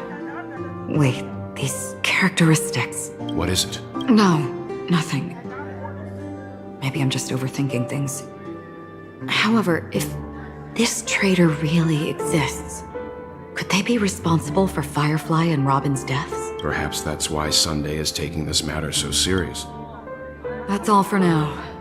Nothing more noteworthy. Before coming here, I had all sorts of scenarios in my head about dealing with the family. I did not expect an empty mansion. Watch out. Someone's approaching. I don't think trespassing on forbidden areas is the way to be a guest, Mr. Yang. And Acheron? The Galaxy Ranger? Our apologies, Mr. Sunday. Nobody came to greet us, so we entered without permission. I hope you can forgive us. But even if there's no one to greet you, you should wait for the host. Don't you agree? Even without the famous Galaxy Ranger. As far as I know, the crew has officially accepted the family's commission, so coming here will be unnecessary for you. On the contrary, that's exactly why we're here. To ask you about the case and gather more information. We don't want any loose end. Well, since you've come with goodwill, I have no reason to show you the door. Rest assured, he hasn't figured out that we went through those documents. While the truth remains a mystery, I'm getting close to it. I assure you that the traitor will soon pay the price. Let's hope justice will prevail soon. I have a question for you, if you don't mind. How did the family come to the conclusion that the murderer was within the family? With all due respect, it's in the IPC's interest to wreak havoc before the Charmony Festival, and the family has every reason to suspect the IPC's involvement. Well, other family heads share the same suspicions as you, but in my opinion, the true murderer would never have drawn as much attention as that ambassador did. Not to mention, I personally shackled him a while ago. However, I'll give you a suggestion regarding your suspicions, Mr. Yang. You should be more cautious of Aventurine. While the wicked can't break through high walls, they can plunge their evil dagger into the heart of the righteous. He's a businessman, not some philanthropist. But right now, he's out there handing out his wealth on the streets. And he went to the Clock Studios theme park all by himself. Who knows what kind of scheme he's cooking up? While the family is dedicated to keeping our guests safe, it might be wise for you to stay alert. You never know what unexpected troubles could arise.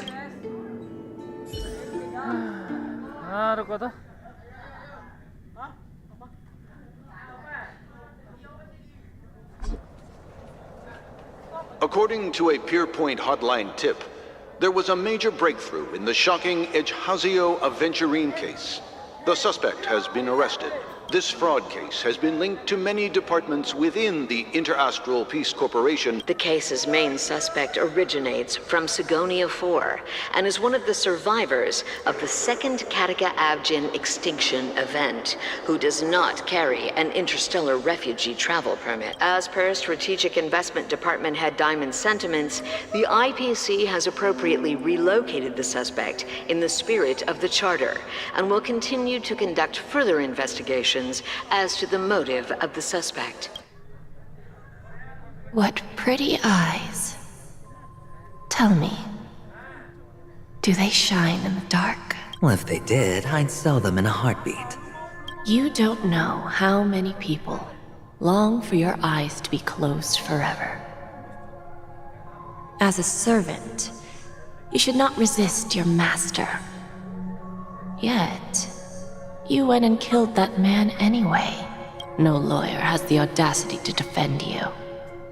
Perhaps you ought to represent yourself. Not difficult, but definitely pointless. You're pretty confident on your eloquence. Did you also think that when you lied to the Intelligentsia Guild? Ask and you shall receive. You wanted the perfect construction material. All I did was offer a possibility. It was just a small wager. If your luck holds out, the IPC will dig something up from the golden sands of Ejihazo. Maybe even the Sand King's remains. Pity your luck has run out. I'll admit that. What I'm more curious about, though, is why such a grand scheme failed to benefit anyone in the end, including the perpetrator himself. Madam, I already have what I want. To be brought before you for the next high-stakes gamble. Then let's talk about the second gamble. Tell me, what are you prepared to wager this time? My life. I bet you won't send me to the gallows. I want your Lenore to meet with me. I have something to... And then what? I want cash. It can't be that simple, can it? It is that simple. 30 tanbas. The remainder of my... market value. 30 tanbas. No more, no less. With this money, I'll climb to even greater heights than you. Grasp even more riches than you. I wager you won't give me this chance. Interesting. A pity Diamond won't see you. No one gets to see him. From here on out, I am Diamond's representative, and I will decide on his behalf. You're wrong. 30 tanbas. I'll give you that. And much more than that. Wealth, status, power. The IPC will give you whatever you want, even what you don't want. Kakavasha. A good name, but unfortunately destined to be buried in the dirt. You, though, you deserve to live, to create even more wealth for us. Go, pick the clothes you like, then choose your desired identity. And then, use them well, child. May your plans never suffer failure. Life is like a long-term investment. Those who choose correctly, do the correct things, reach the correct outcomes, and show the world their value. People can't always make the right choices in their lives. But luck has always been on my side. I've never lost. Is it because Gayathra blesses me? Well, if that's the case, she must also be looking upon me right now. My success is inevitable. But what then? Even if I overcome this difficult trial, what would come next? What awaits me after this glorious gamble? An even more glorious one?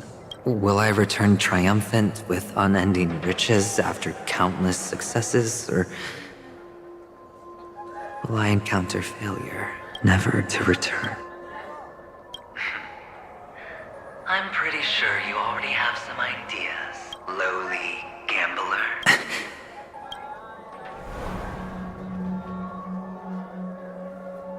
What? What?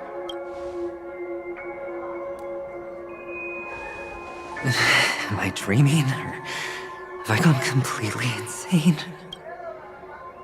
Perhaps both. Forgotten me already? When you were strapped to that electric chair by a mannequin warlords, who was it that gave you the idea? Fine. I may be crazy, but I'm not stupid. Get out of my head, newborn of the Harmony. The Harmony? Oh, don't play the fool. It's not the first time we've met. No need to be so polite. I'm you, and perhaps even more aware of yourself than you. Of what exactly you want. You're dying. And you still want to drag a bunch of unfortunate fools with you through death's door. That's why you're here, isn't it? A grand unveiling. You really think you can pull it off? Why not? Well, you may have fooled everyone, but you can't fool yourself. I can show you. Before you're entirely gone, I'll be with you for the last stretch of your road. Let's have a heart-to-heart while we walk.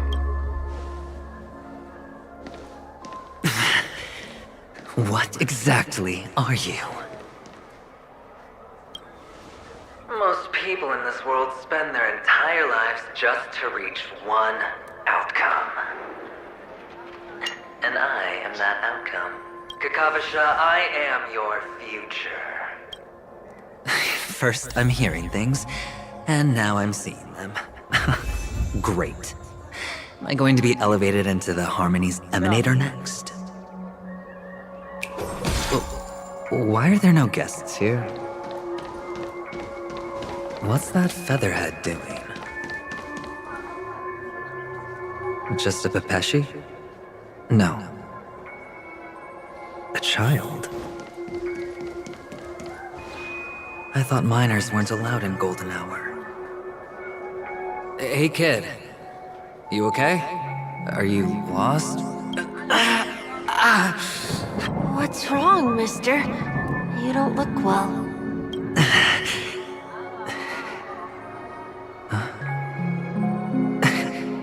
Your eyes. Impossible. Who are you? They're pretty, aren't they? Sis said they're a gift from Mama Funga. Colorful eyes are said to bring good luck. Mister, you have pretty eyes too. Beautiful. Are you alone? Where are your parents? They're in that amusement park. Papa and Mama went in first. I'm just about to go look for them. I have to go. Goodbye, mister. Hope you have a good time, too. Those eyes. And Mama Funga. No, it can't. There aren't any Avgens left. Feeling lucky. Wait. My team is always mess up.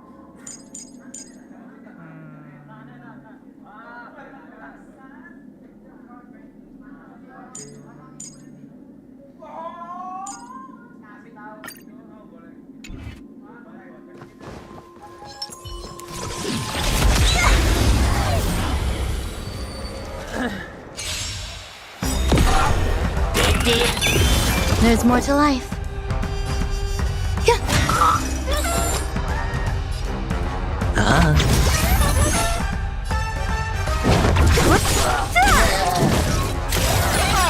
I'll free you from disappear among the sea of butterflies. Illusions of the past. Every petal, all will be swept away by the wind.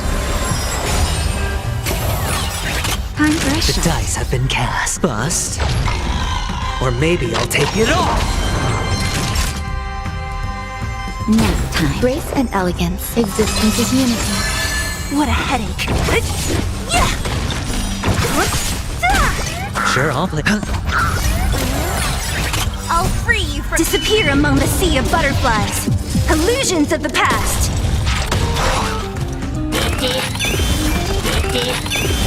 Don't mess with me. I'll end your misery. Some value, I suppose. Hedge your bets. Naughty child.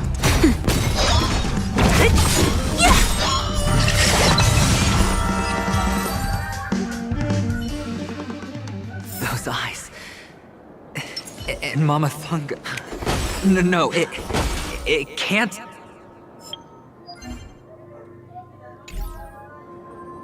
There aren't any Avgins left.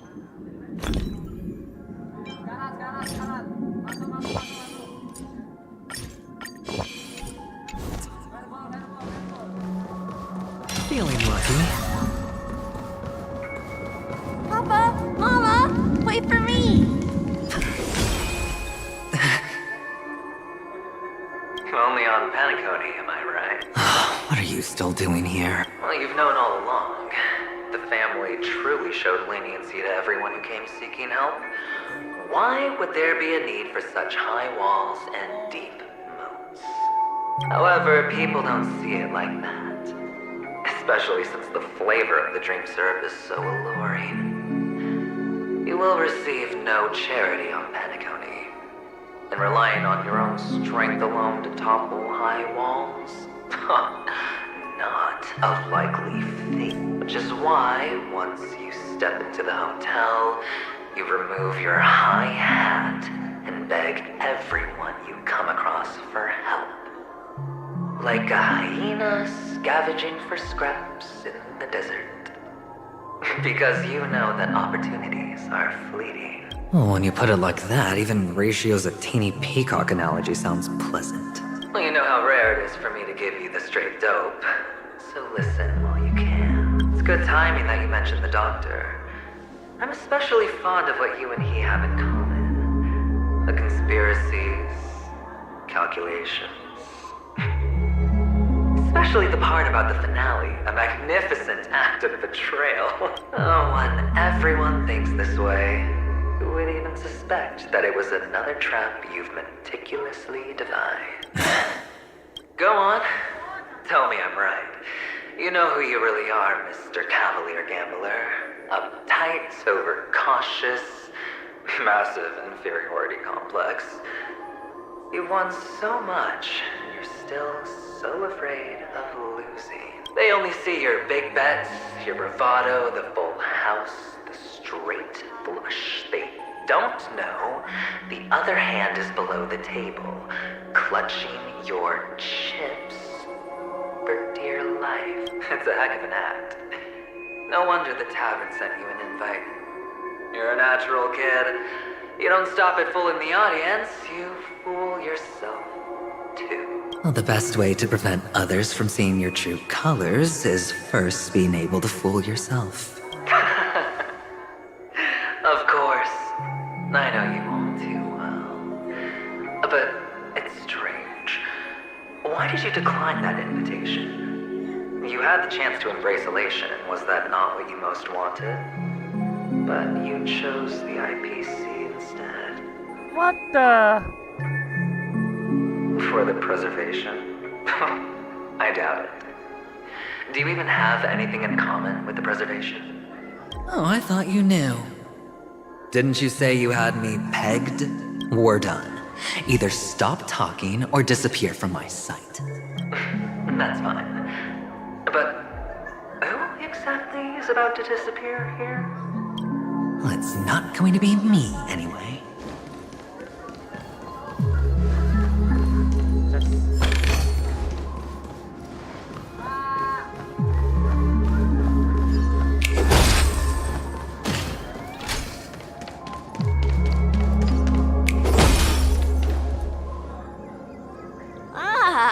Playing hide and seek. I'm really good at this.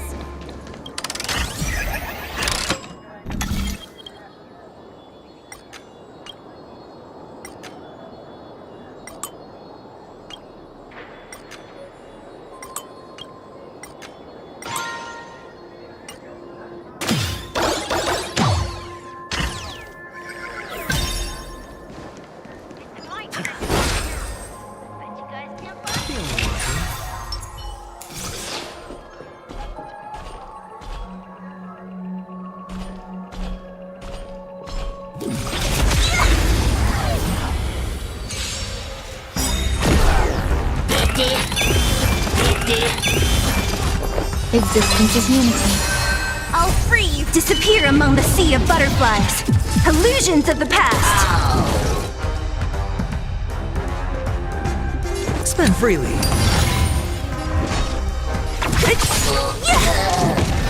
Every petal, all will be swept away by the wind.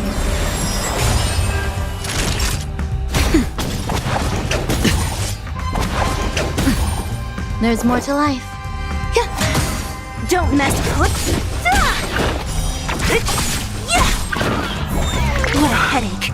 Who's next? I'll free you from your chains. Disappear among the sea of butterflies. Illusions of the past.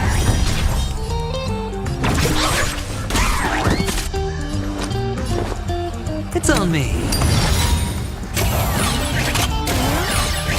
The dice have been bust. Or maybe I'll take it all. Watch your head.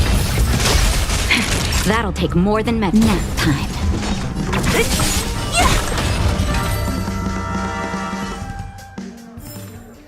A sharp side needs target. Bet you guys can't find me.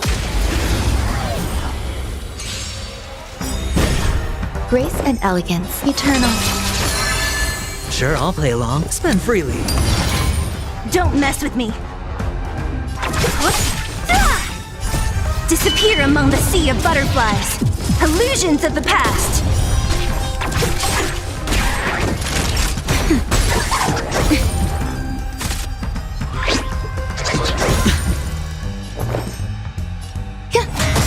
What a headache.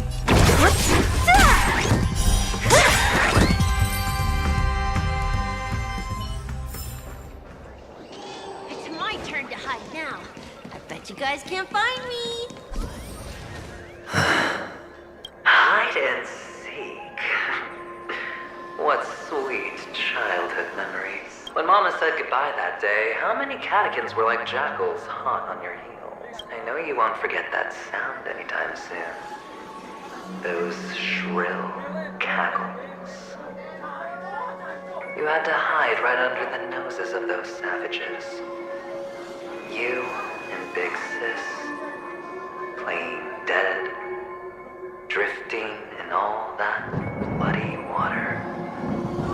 Completely ruined that shirt. Shame. Wasn't that the last one Dad left behind?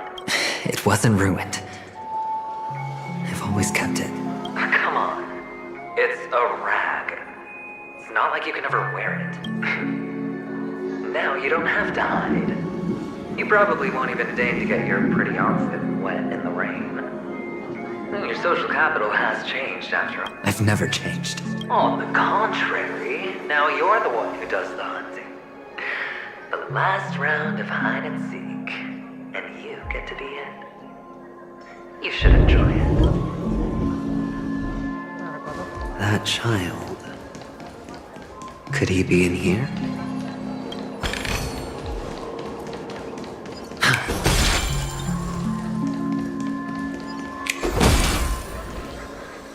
Feeling lucky. Sound lingers.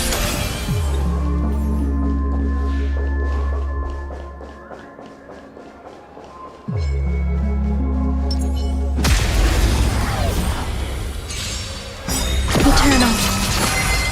Every petal, all will be swept away by the wind. I'll free you from your chains. Disappear among the sea of butterflies. Illusions of the past. Don't mess with me. I'll end your misery. There's more to life.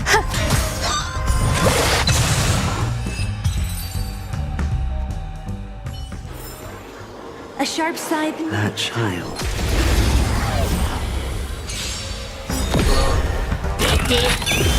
Some value I existence is unity. Hedge your bets. Spend freely. Disappear among the sea of butterflies. Illusions of the past. Who's next? The dice have been cast. Bust. Or maybe I'll take it all. That'll take. What a headache.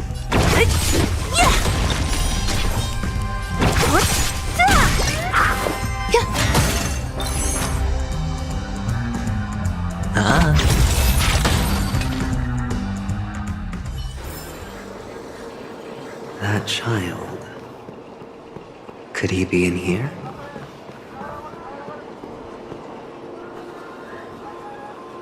Is this... a topaz? What is this doing here?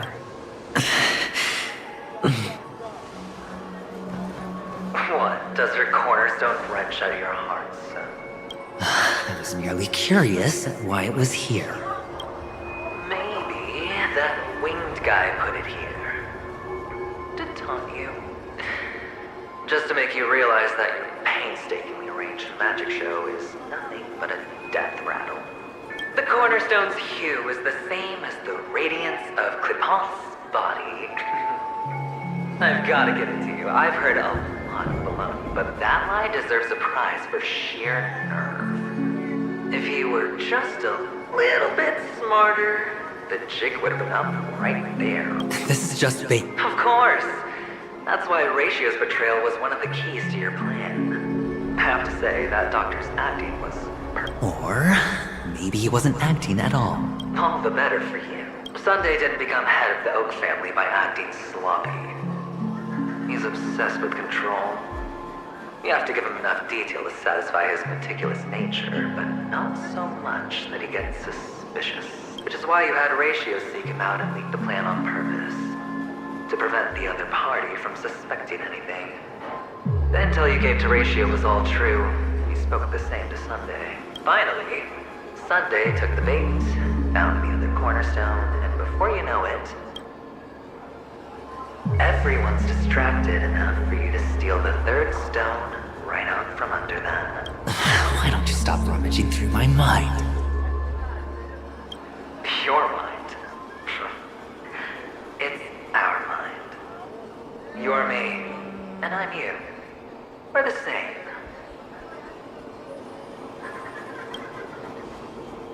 The best way to prevent others from seeing your true colors is to first be able to fool yourself. Really? You can't even fool yourself. You just got lucky this time. This is the other cornerstone in Sunday's hands. Rather beautiful green. Just like you. Smooth. Cunning. Tell me, what's its name? Why are you even asking me? Must I do all the work? Aventurine is the stone of luck and trickery. That's what she said when you received the stone, wasn't it?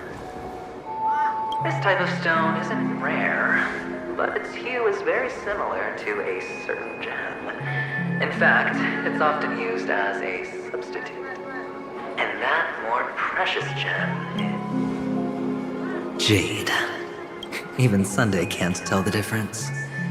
Oh, looks like Jade can be substituted for Aventurine, too. Sauce for the goose.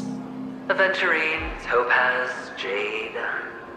3 elites, 3 cornerstones who, for a measly penny, offered their everything. Oh, you're even more united than the family. As I've said before, 3 chips are sufficient. All or nothing. But will it be the former or the latter? We'll find out soon. So, where's the real Aventurine stone? Take it out. Let's have a look. Suddenly you don't know where it is? I just want to hear you say it. After all, it really does resemble its owner. As you wish, then. They never went anywhere. They're right where they belong. Piled up with these cheap baubles. You smashed the Aventurine stone before you left? Oh, just look at it. Shattered. Just like your life. Poor thing. A humble pebble coated in the most lustrous sheen. I take it back. This thing is far more precious than your life. You're absolutely clear about the consequences of doing this. Blasphemy against Clipant's body. You think the IPC will let you get off scot-free? Well, Diamond has always been all about results. As long as I could create value far beyond the cost, the ends justify the means. How else would the family be fooled if there was no price to pay? It doesn't matter. Even smashed to smithereens, the preservation's cornerstone can still be used. Its effect may be greatly diminished, but it's enough for me. Now I'm really curious. Why does every step you take involve reckless risks, and the choices you prepare for yourself always come with a strong impulse for self-destruction? Do you truly believe that the greater the risk, the greater the rewards? I wouldn't have guessed you'd be so loyal to the IPC. There is so much you don't see. Which is also why you'll never see how I'll win it all. That is, if you can do what it takes. We'll just have to wait and see then. The cornerstone is gone. Another illusion of the harmony. Huh?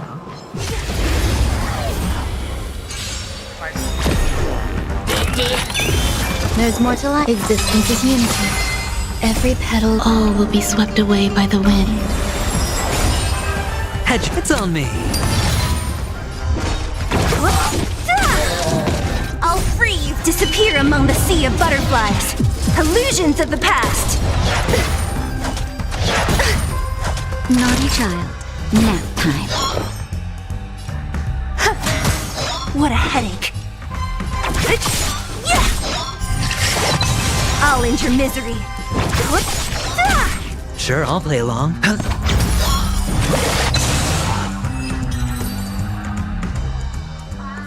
The cornerstone is gone. Another illusion of the harmony. Huh?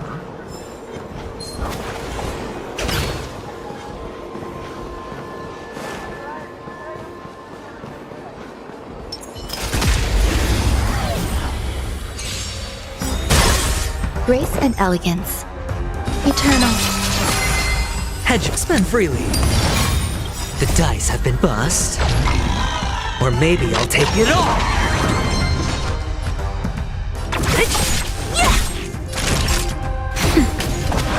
Enjoying yourself?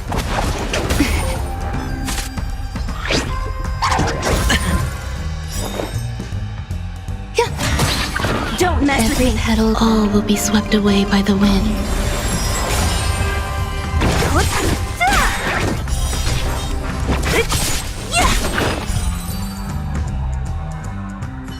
The cornerstone is gone. Another illusion of the harmony. Huh?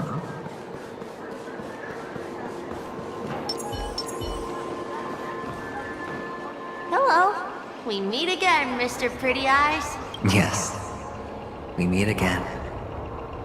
Did you find your mother and father? Of course. Big Sis is there too. The four of us were just playing hide and seek. I'm so happy. On our way here, Papa even brought me to see a blimp. I think you mean Phil. Yes, that's it. Putting many drawings together and turning them into a moving wall. They put me, Papa, Mama, and Big Sis together, turning us into one big family. You should give it a try too, mister. You look sad.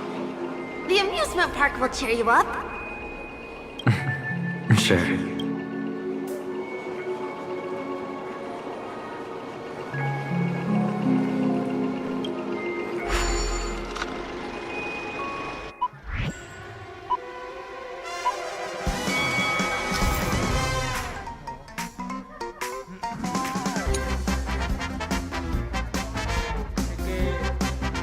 I remember this thing, achievement, stupid achievement.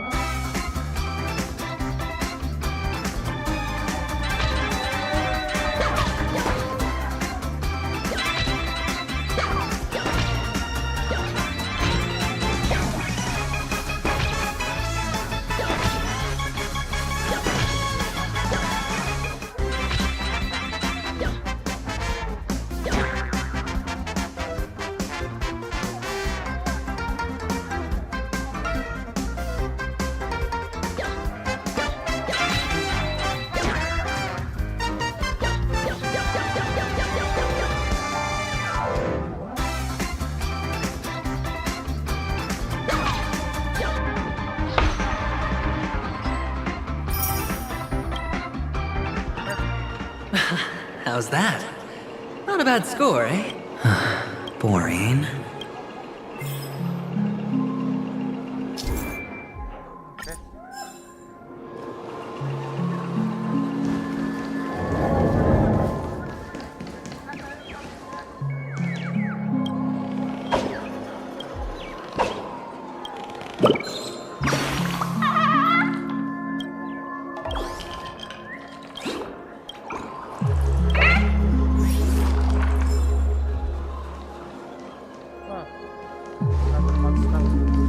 Feeling lucky.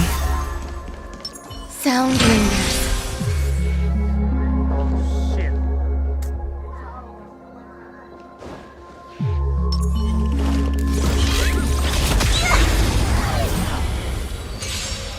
Existence is unity. I'll free you from your... Disappear among the sea of butterflies. Illusions of the past.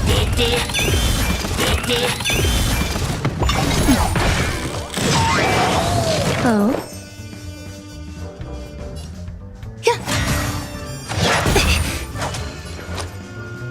It's on me.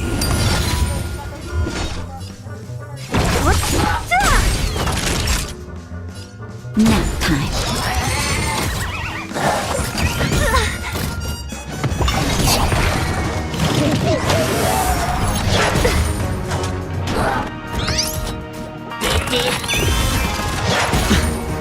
Watch your head. There's more to life.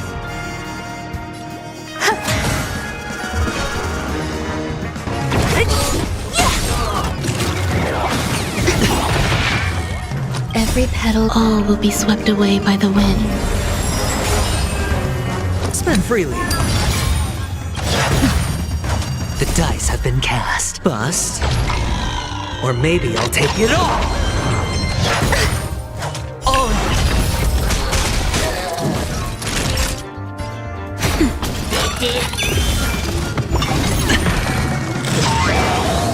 Some value, I suppose.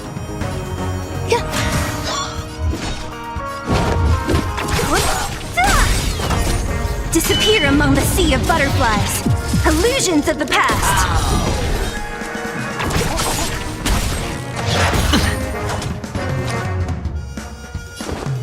It's on me. Watch your head.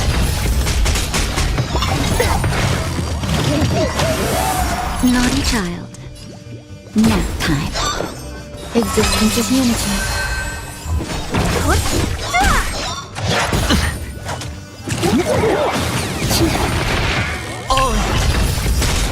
The dice have been cast. Bust. Or maybe I'll take it all.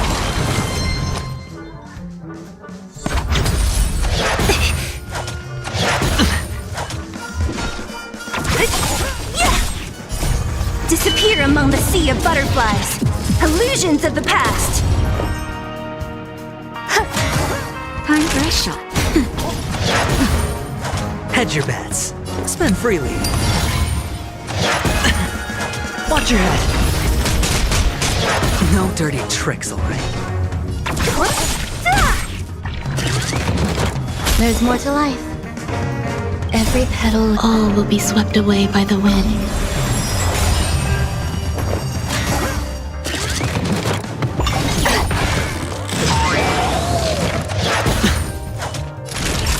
Nap time.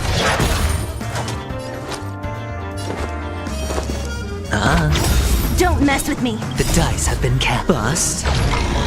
Or maybe I'll take it all.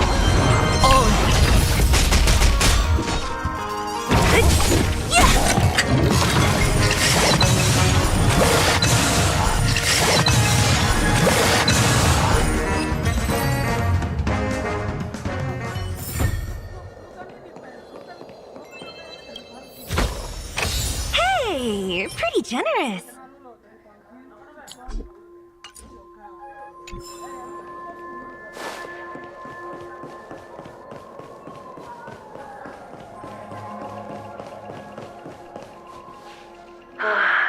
Why aren't you talking? You've piqued my interest.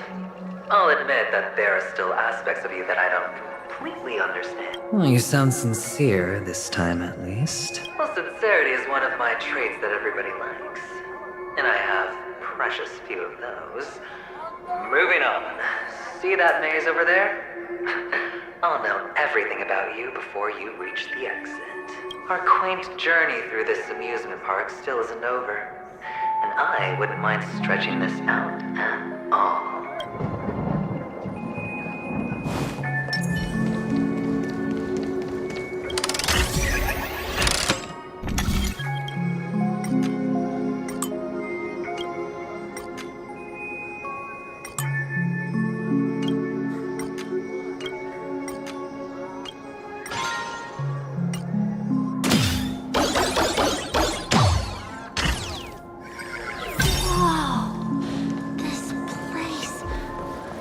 So tall! There's so many flowers here! Big sis, this one's for you!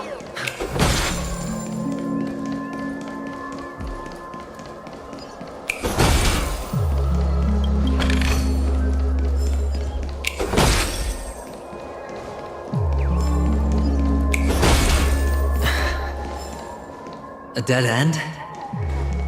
Oh. Is this...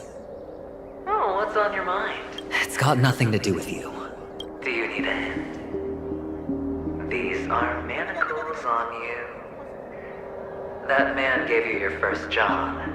You made your first pot of gold. I remember it all too well. You wrapped that iron chain around your fist, for that is the only tool you could find. Then, in that maze, you... Shut up! Oh, you don't wish to face your past? Unwilling to admit that your life is worth at least 60 talas? Well, from what I see, you refuse to confront it, because it only proves your weakness. How could a weak person take such daring risks? Oh, that's right. You love the thrill of danger, but you refuse to let go of meaningless sentiments.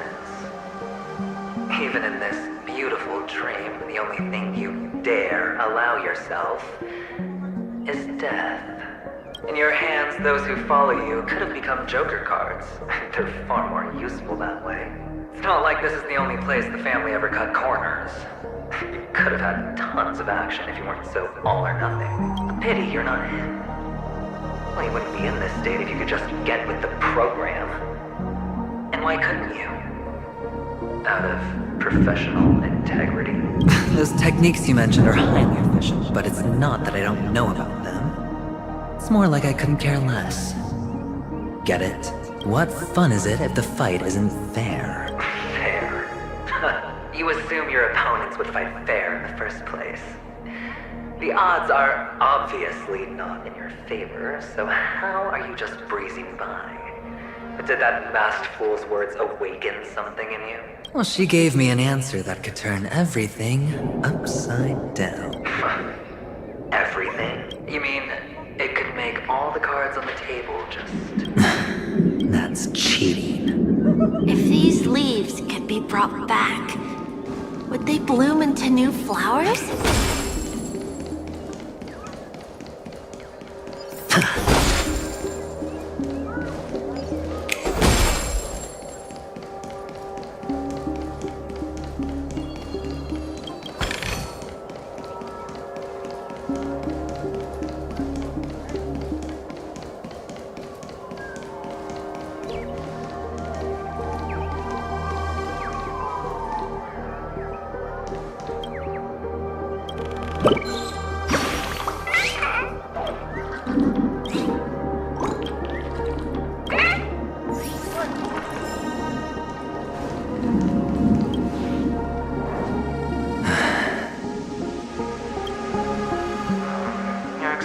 Right now is hard to put into words. The lucky charm Mama left you is made from gold.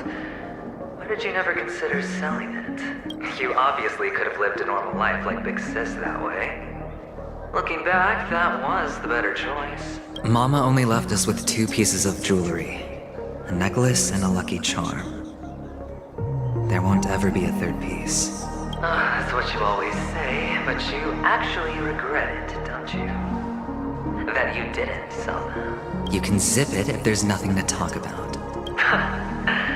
I know. You must remember what Big Sis told you.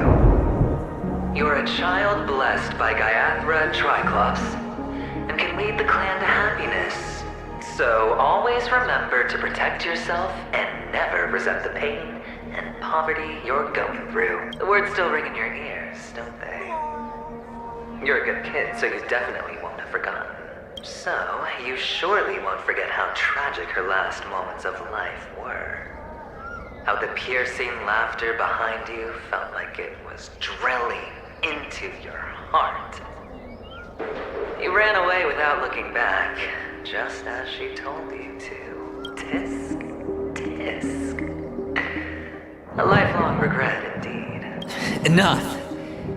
Do you not have anything better to talk about? Oh, shut me down like a champ! Well, I guess when it comes to mind games, this isn't exactly your first rodeo. I think I finally get you. And woo! You are nuts! In the end, I'll ruin this beautiful dream and create the grandest death.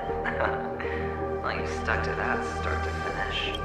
Think about it. There's a Stellaron in play, the fabulous Robin loses her voice, 2 unsolved murders, cryptic messages from a masked fool, and a chance to go head-to-head with Sunday himself. The only thing to pique your interest is one word. The last word. A word that's right there at your fingertips. Death. But whose exactly? We'll know when the dice falls.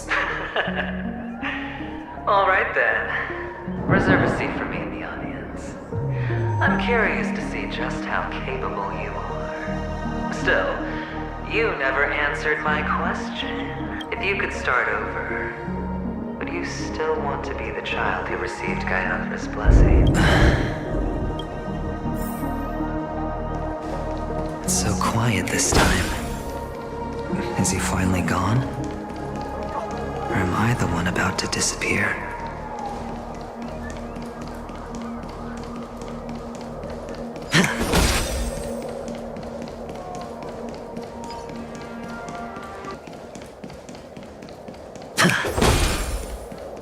Finally, made it out of this place. We're going home? But I don't want to go back yet.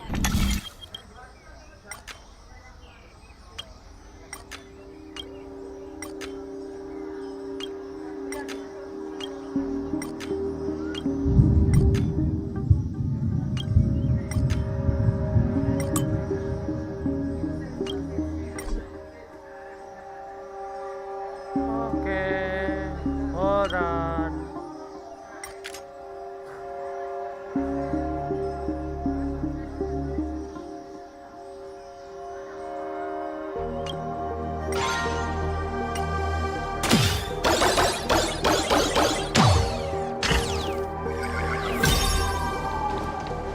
It's so fun here. I want to stay here forever.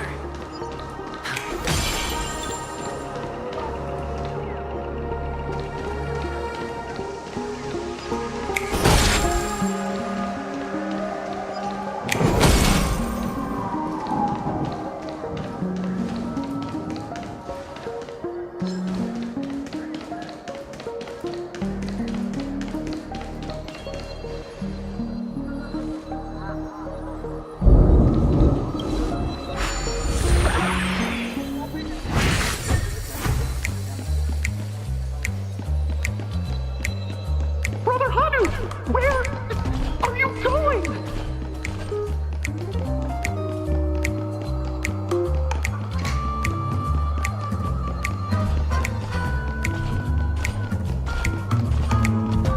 There's only one place he can be going, whether it's in the past, present, or future.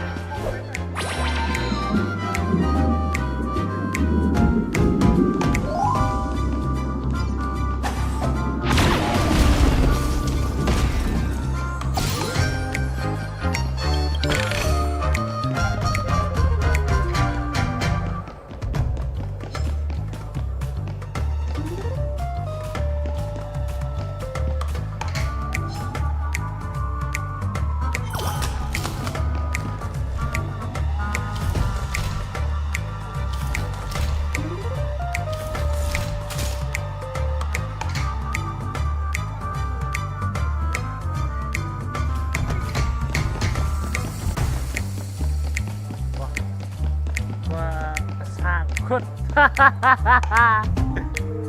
my god.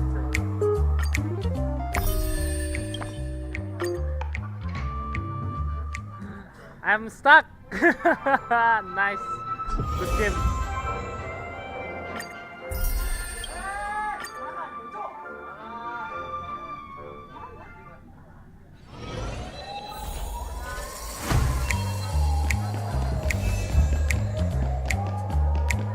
Run away.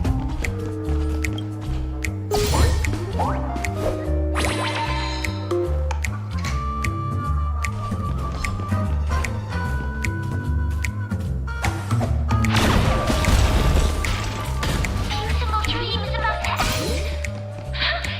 The beautiful dream will never end.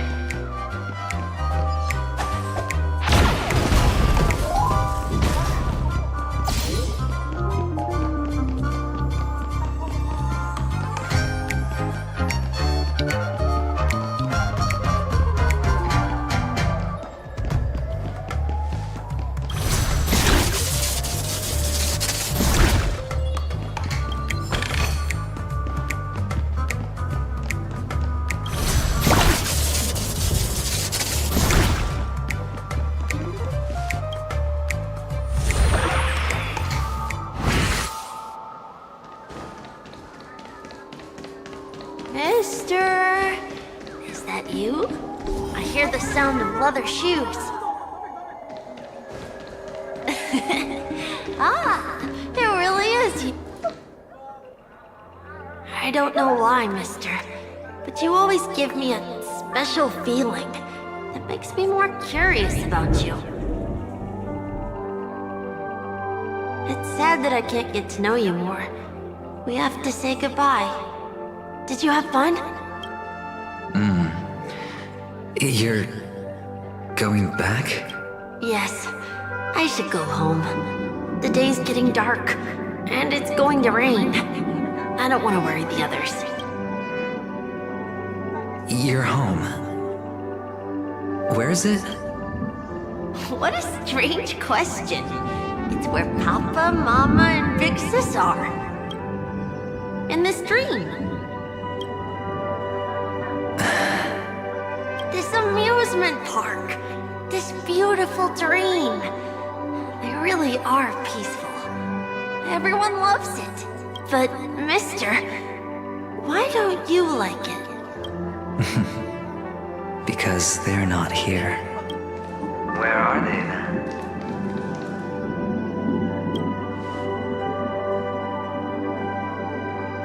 I don't know.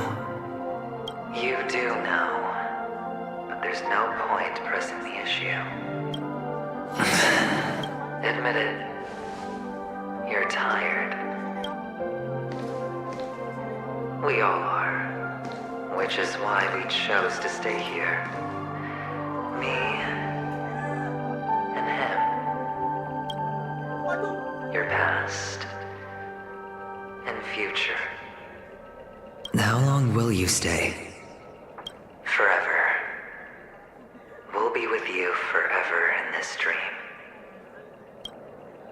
This is the greatest honor that we can offer to those who hurtle towards death.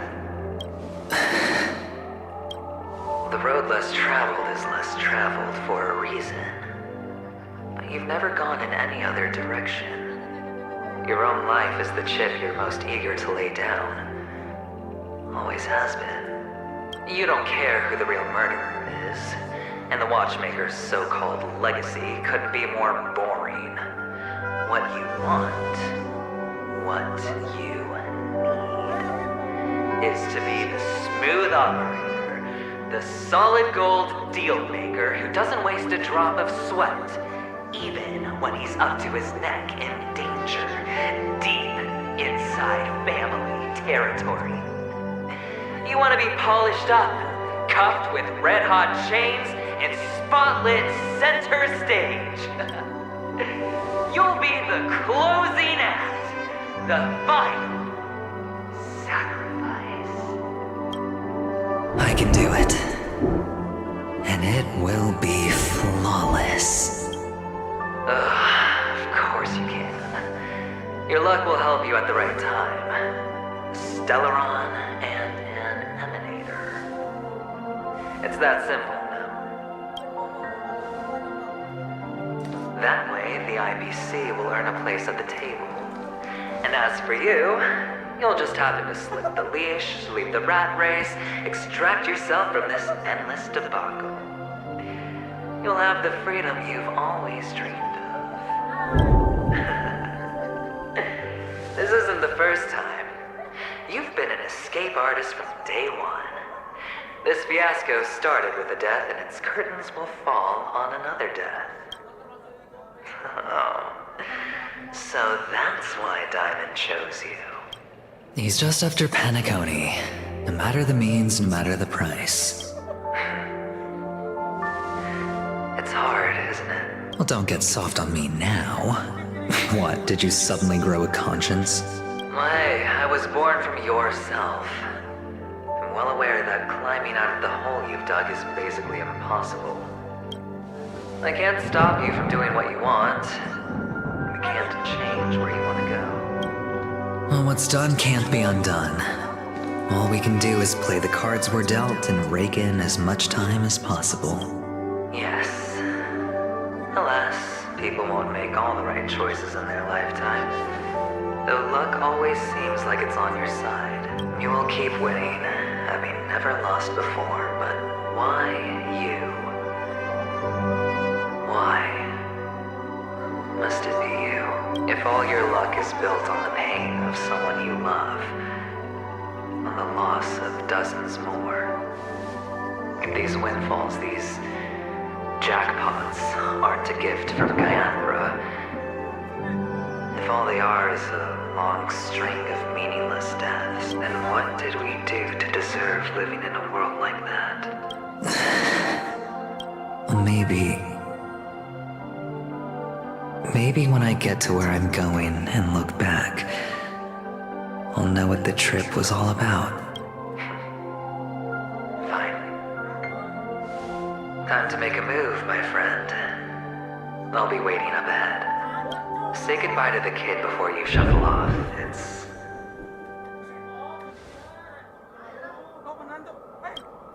It's best to die without regrets.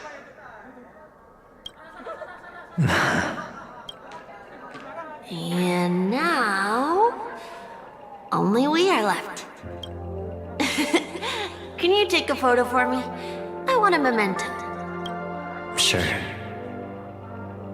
Come on.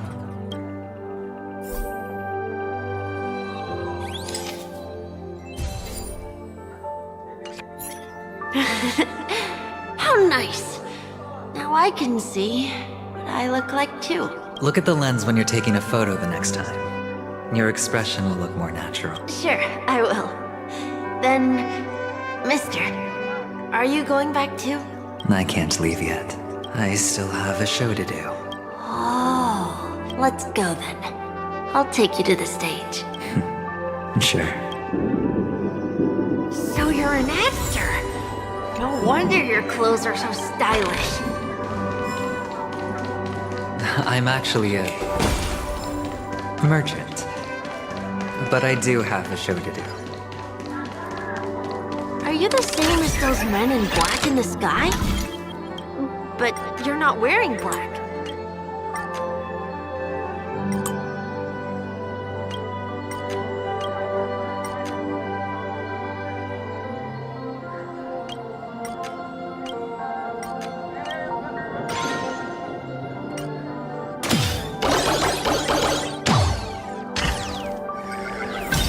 Only ordinary employees have to wear that.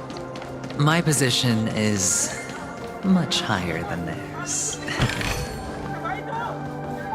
Awesome! I hope I can become as good looking as you when I grow up. Of course you can. Behind this curtain is the grand stage. It's almost time to go on stage. Are you ready? Good luck with your show. Thank you. You still seem pretty nervous. Let's put our palms together. If you receive Gaiathra's blessing, you'll feel more relaxed. Putting our palms together is a simple ritual. By putting our palms together and reciting the prayer to Mama Funga, she will bless us. If you're not familiar, I can guide you. It's all right. I know how to do it. Of course I know.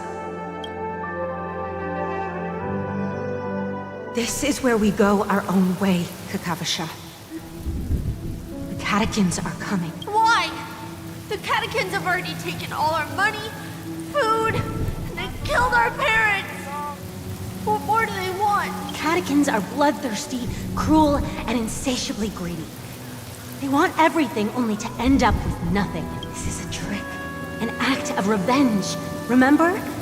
Today is the day of the Kakava, and also your birthday.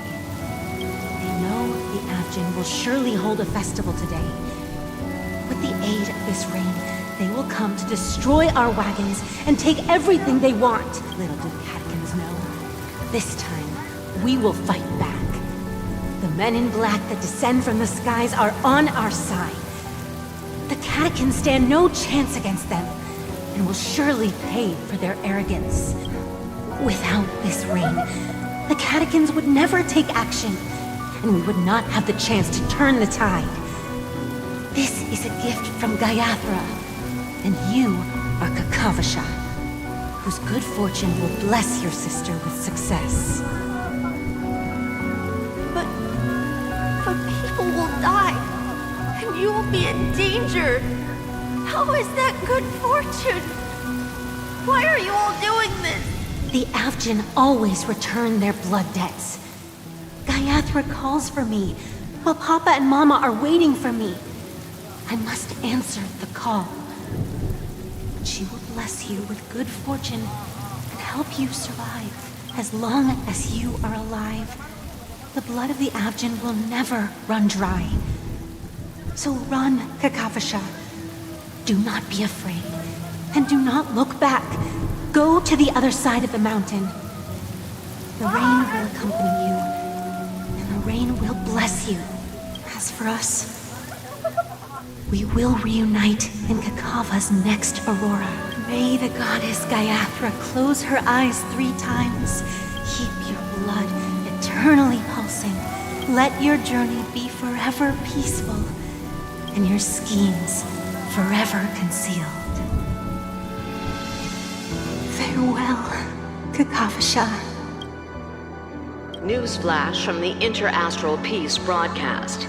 The IPC Marketing Development Department. The insurgents are from a local clan known as Kataka, which has a long history of disdain towards the IPC. This has caused a serious negative impact to the work of the IPC's Marketing Development Department. The clan launched a massive attack on the Abjin, who were under the protection of the IPC, resulting in 6,728 deaths and 3,452 missing. The casualties are currently under the care of the frontline trauma team. The spokesperson expresses his deepest condolences for this devastating humanitarian disaster. At the same time, delivering an important message on this matter to all interplanetary citizens. Finally, he proclaims, the hammer of preservation will fall on all beings, regardless of life or death, regardless of race, regardless of ideology, to uphold the basic rights we inherently possess.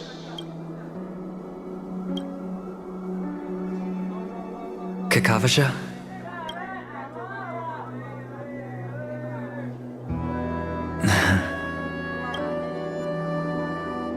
Bye.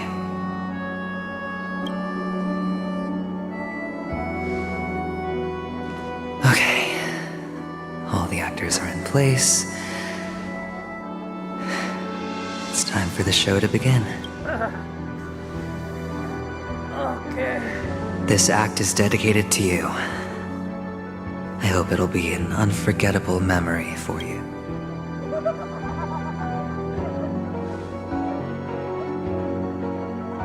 Kakavasha. Let's fight. By the way, before you go, I have a personal question. Do you truly want to destroy the world with your own hands? Let's assume, just assuming now, that every time I roll the dice, there's a possibility of achieving this particular outcome. Then I would be quite happy to make that wager.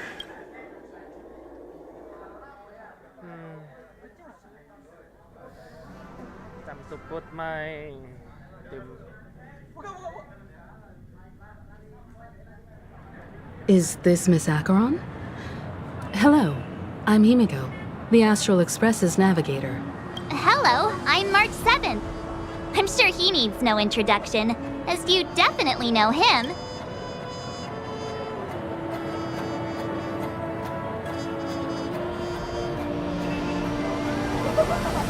Hello? Since Welt has decided to travel with you, it means that he trusts you. And we trust his judgment.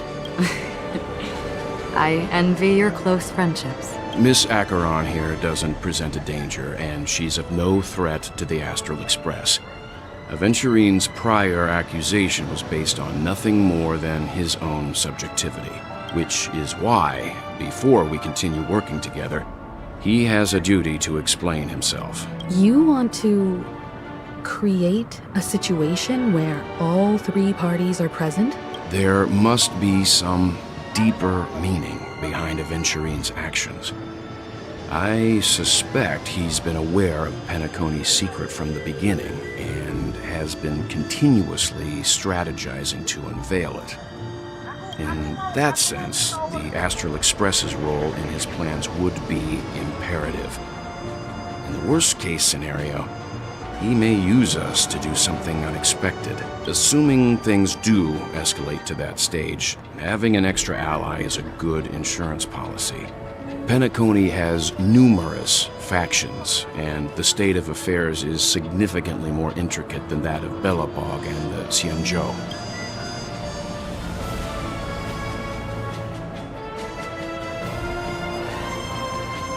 He's right. No matter what, we cannot ignore the safety of Penacony. To solve the mystery of the Watchmaker, it is crucial to get the IPC's intel. The path ahead is fraught with danger. But what's trailblazing without a little danger?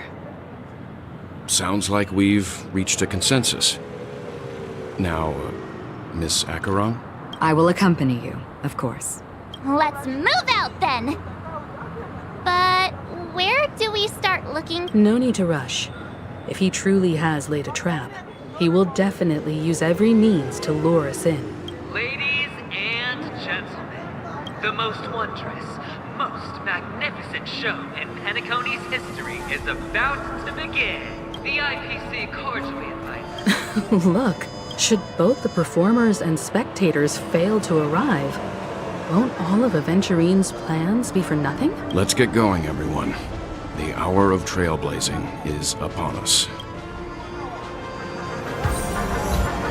I have a bad feeling that something... Let's waste no time. Mr. Yang.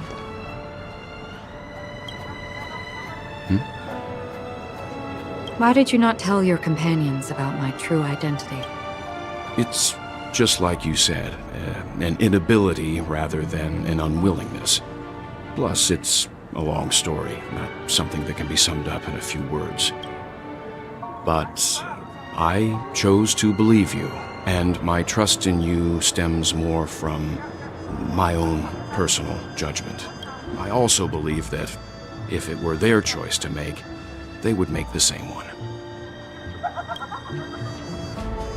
Thank you. I'm grateful. To reciprocate. In the upcoming confrontation, if the odds aren't in the Astral Express's favor, I will stand with you if my meager strength is required. Let's see. Now...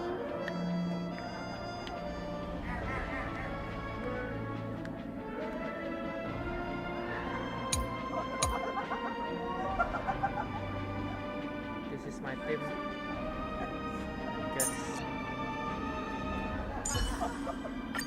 But gonna change this one for this.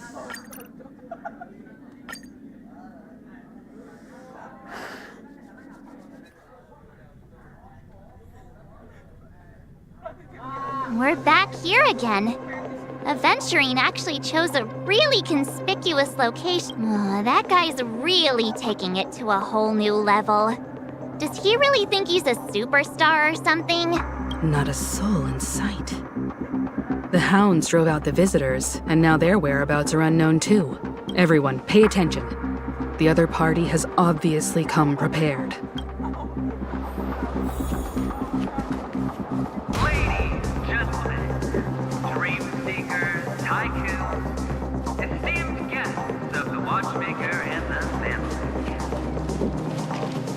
Also not forgetting the nameless of the renowned Astral Express. Welcome to the Interastral Peace Corporation live ship. Astral Express, you're late. And this, unsung guest. We've kept your appointment, Mr. Aventurine. It is customary to show yourself as well. I will, naturally. But before that, I've got to introduce our guest of honor. Everyone, give it up for Mr. Stellaron!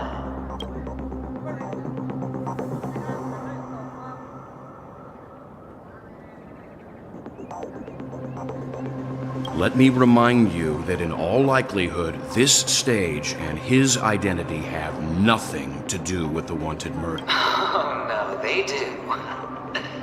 Of course they do. Otherwise, why would I work so hard to gain your trust and then invite you all here? Because he's the only one who saw all 3 homicides. He is the key to proving that the family's death does not exist in Dream's promise is nothing but a sham! 3 homicides? That's right, madam. The 3rd one is about to happen right now, right here. A truly grand death. You, and you. All of you are going to die. And it's all because of you, Mr. Stella. You will become the personification of death.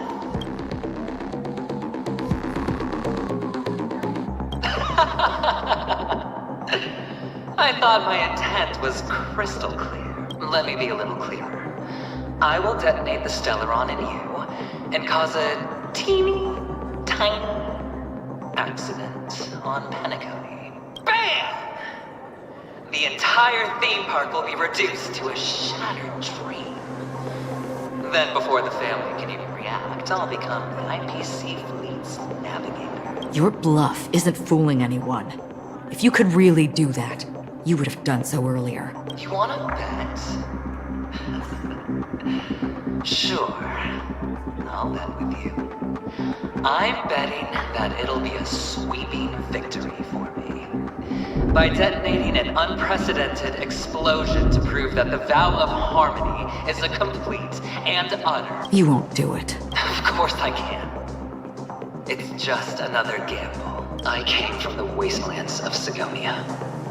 For just 60 red copper coins, people paid to brand me. Put me in chains. Place me in the gallows and bury me. The golden sands. But the sun could not kill me. And the quicksand sent me back to the embrace of the guild and the IPC. Bear in mind, my victory wasn't just a stroke of luck. I've never been defeated. Have you ever heard the saying, sleep is the rehearsal of death? Why do the living sleep? Oh, because we are not ready for the final rest. Every night is practice for the end. You and I are escaping into our dreams for fear of death at this very moment. And death will surface in our dream. Friends, the game has commenced, and you cannot choose to decline, nor do you have any reason or ground. The dice are cast. Ladies and gentlemen, ready to unveil your cards? The architect's flawed stone. Of no value at all. I'm putting down the bet. I'm taking the gamble. I'm claiming the win. I'll invade spin the wheel, a daring gamble. Walking the brink of death for rebirth. Oh, for the Everlord! You're fighting the wrong thing! Alright. Let's see who has the last laugh. Let the game begin! Prepare for some. Follow my charge. Conflict is pitiless! Naughty child. Show no mercy. 1,000 thanks.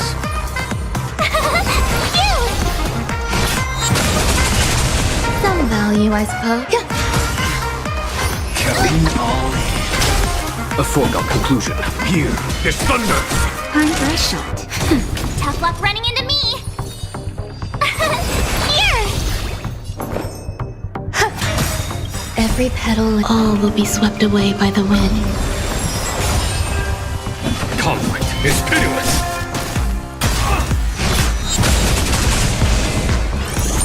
Naughty child. Nap time. Eternal.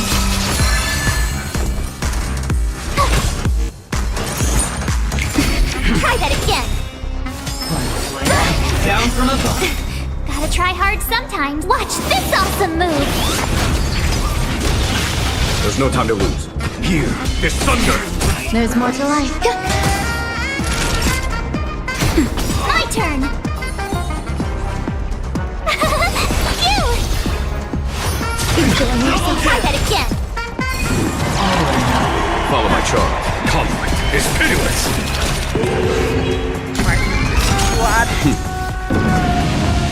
Show no mercy. Grace and elegance. There's no time to lose. Here is thunder! Time for a shot. Nap time. Here! Some value, I suppose.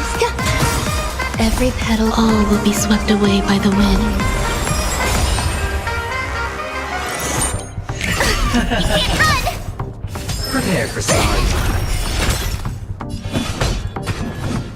Conflict is pitiless! Naughty child. Existence is unity. Tough luck running into me! You can't run! Everything I've got.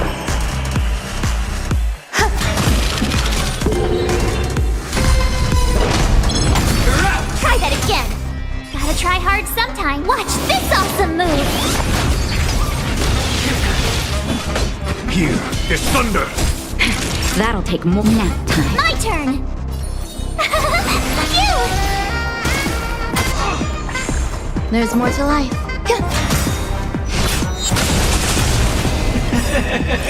Every petal, all will be swept away by the wind. Even on a losing streak, as long as people still have hope, they'll keep throwing money on the table. The chance, how small. The potential is what you hang on to. That's what justifies the gamble. Some value, I suppose. Eternal. Tough luck running into me! Here! Down from above. Follow my charge. Oh, fuck.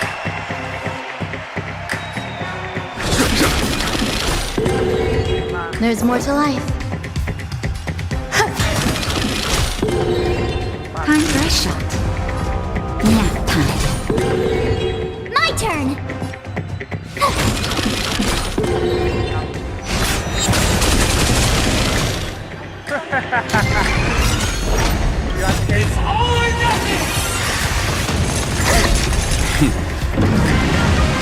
Show no mercy. Just a little something. Think nothing of it. 1,000 thanks. Here is thunder. Every petal all will be swept away by the wind.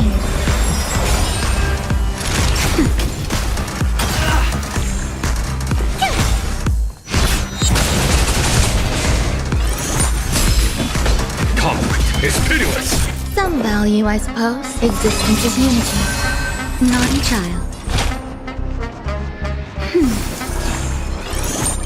Prepare for something. Gotta try hard. Watch this awesome move.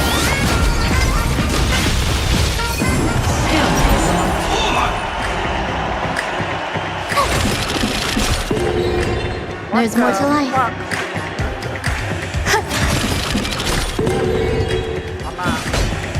Here is thunder. Time for a shot. Nap time. It's all or nothing! Show no mercy.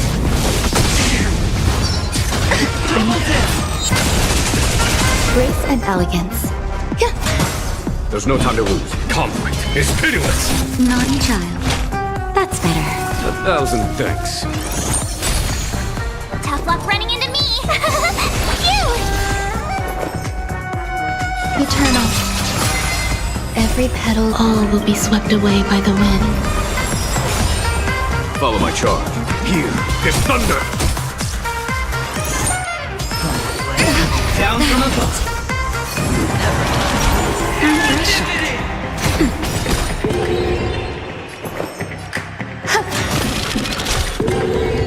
My turn.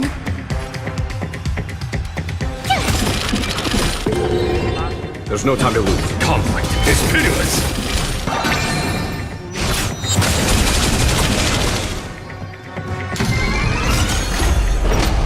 It's all or nothing!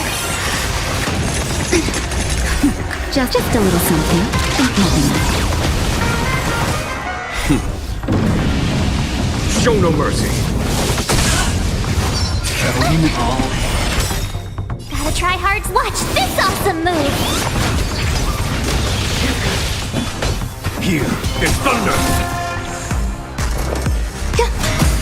Naughty child. Nap time. Tough luck running into me. Here.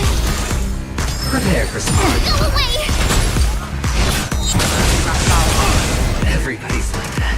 Down to the last player. So why can't I be happy too? Why can't I feel that free?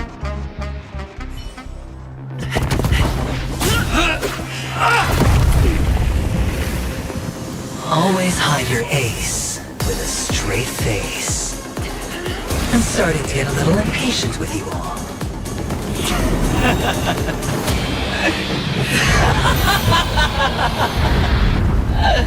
Friends, to fully relish this, I'm betting every last chip.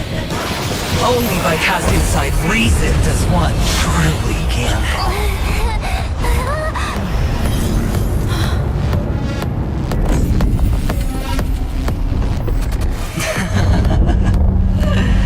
Emanator, I know you'll match my wager, right? You're leaving? Perhaps. I might pass through the place you mentioned. Penacony, what do you hope to find within a dream? I'm not looking for anything. They aren't in a dream. I'm afraid the family will not open the doors for you. Why? Because the path you walk is not accepted by the Harmony. Even if... that's not what I want. Precisely because it's not what you want. Because they are not like other eons. They have never glanced at anyone. And they never need to. They leave woven strands of fate for humans to walk. And together, they weave a great shadow. And this shadow silently envelops them. There are always those who rise from the shadows. In your eyes, am I the same? You still have a strand of color, but not much. That is enough. Before they vanish completely, I will reach the Nihility's end.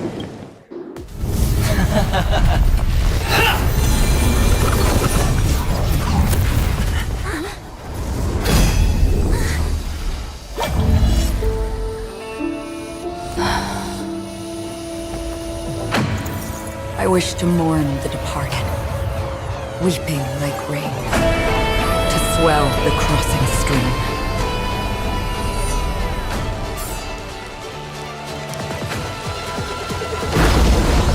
As the tide arrives, leading you back home.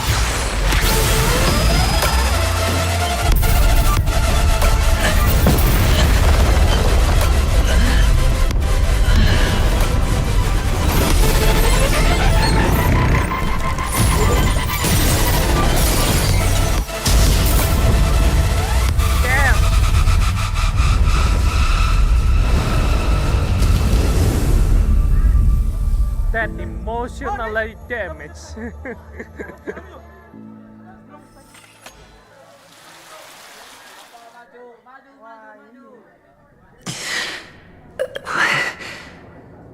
What is this? A gigantic black hole. And see, have I succeeded? Welcome to this sad world, Kakavasha. Feeling lucky. Your good luck is the most precious wealth we all Avgin have. You came out alive after 2 days. It proves that you are the real deal.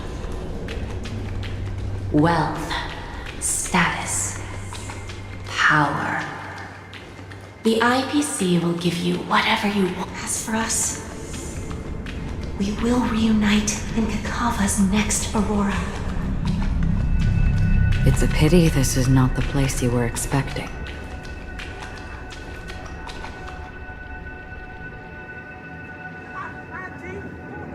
Melody, is it?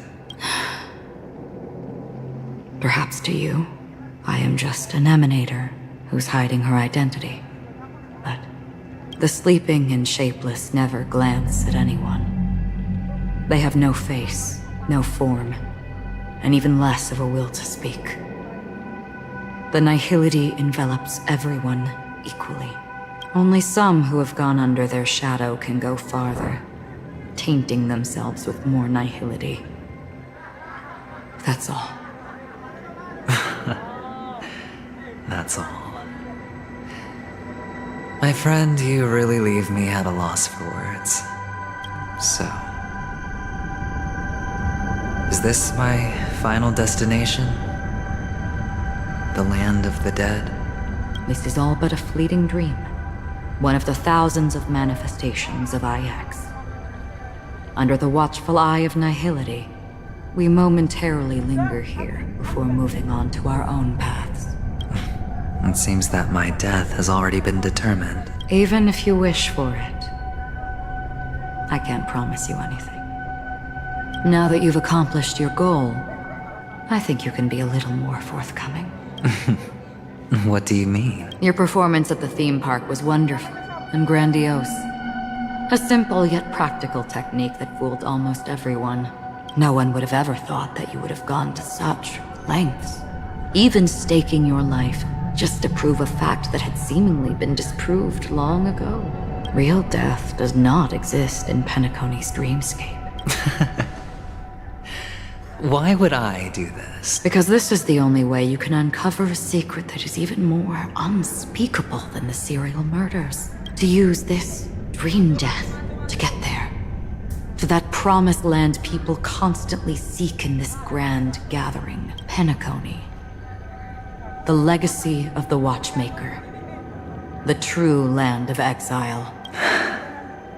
How did you find out? I never imagined that something I learned about unexpectedly would become the key to connecting everything. It's our Stellaron friend's identity, isn't it?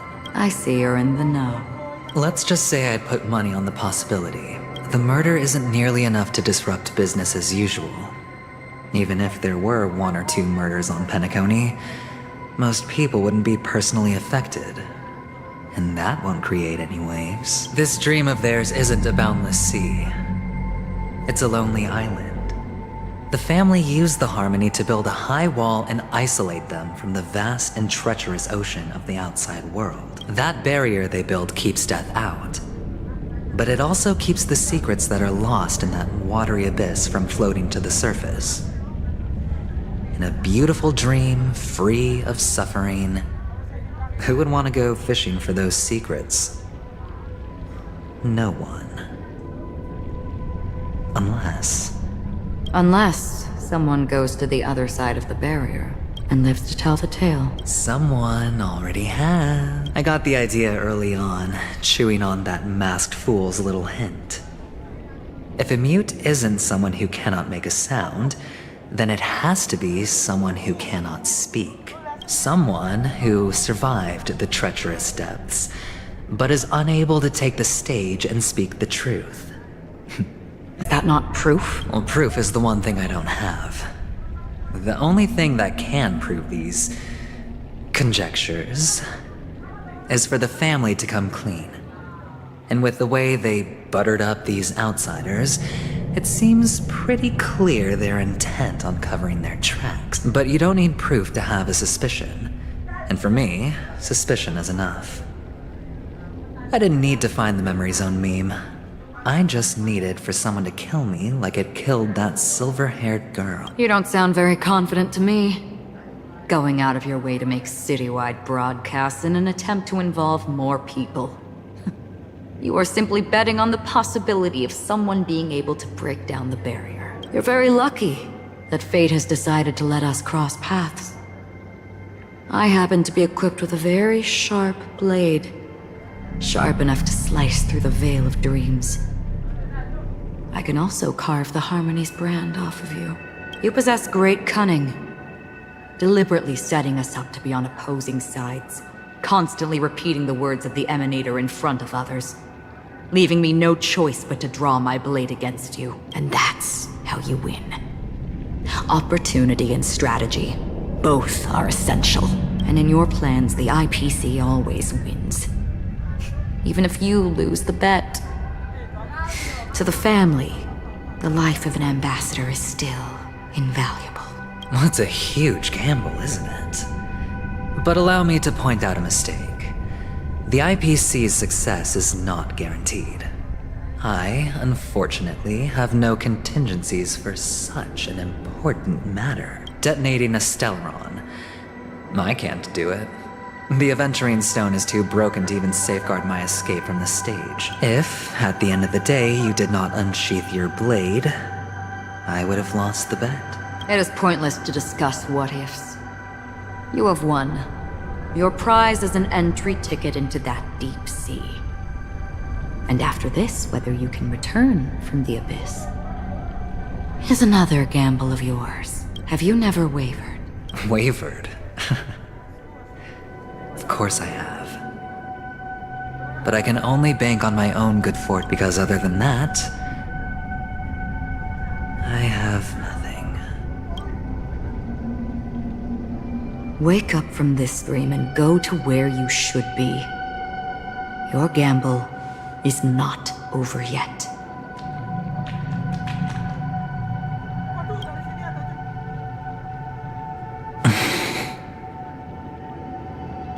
Before we part, can you answer one more question? As someone who has traveled on that road, can you tell me, why are we born into this world? If it's just to die. I don't think this and never have. Nor do you. But the nihility envelops you and I. And everyone. And because of that, it's pointless.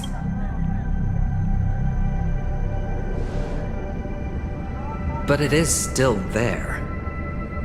If the dice of fate are always weighted, then that is our destiny. Why, then, do we struggle against it? My answer might not be able to resolve your confusion, because it has been with you throughout your journey and is already a part of your life. But you said, sleep is the rehearsal of death. So why does life sleep? Because we are not ready to welcome death. So you can definitely understand why we want to be prepared. Even if the ending has been predetermined, that's fine. There are countless things that humans cannot change, but before the end, there are many things that humans can do while on their journey. And because of this, the end will thus reveal a completely different meaning. Take a good look at your pocket. Your friend has already given you the answer. Good luck.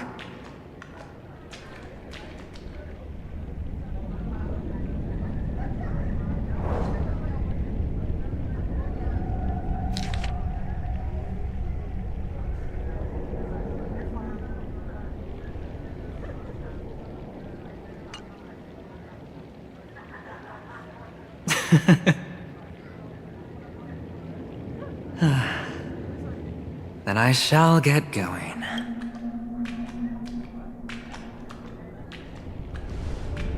Mister? You're leaving?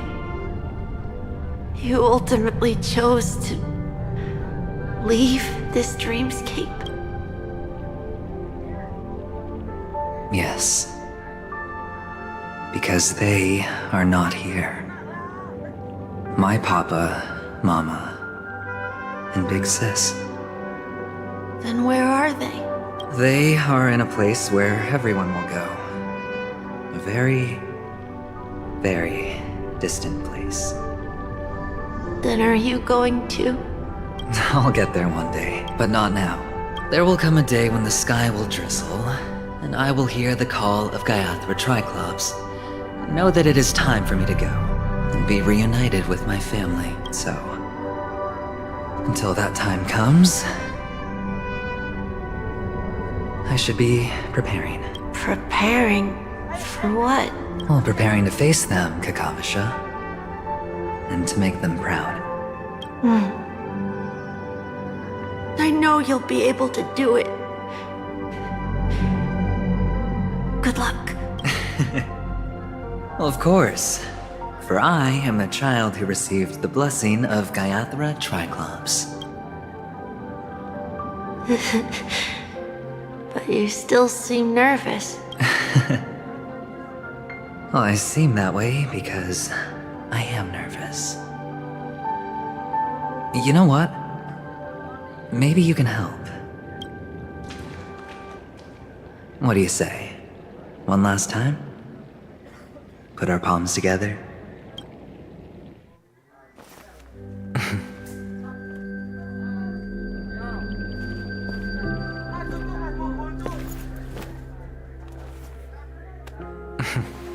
Are you going now? Yes.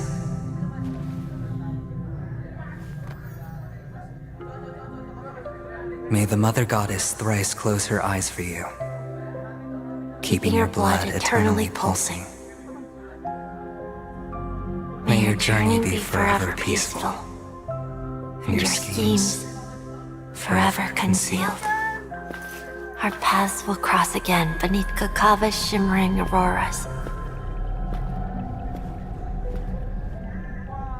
Farewell, Kakavasha.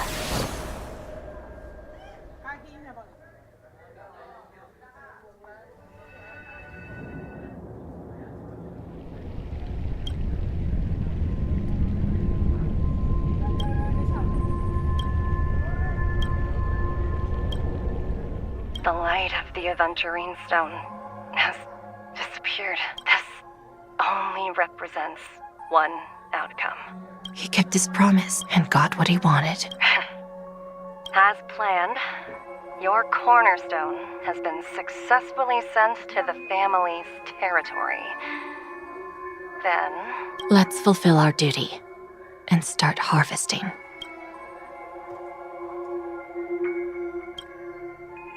I come for an audience. I come to fill wine. I bestow poison in the guise of sweet dew. Come the toil of spring, and ye all for the Amber Lord.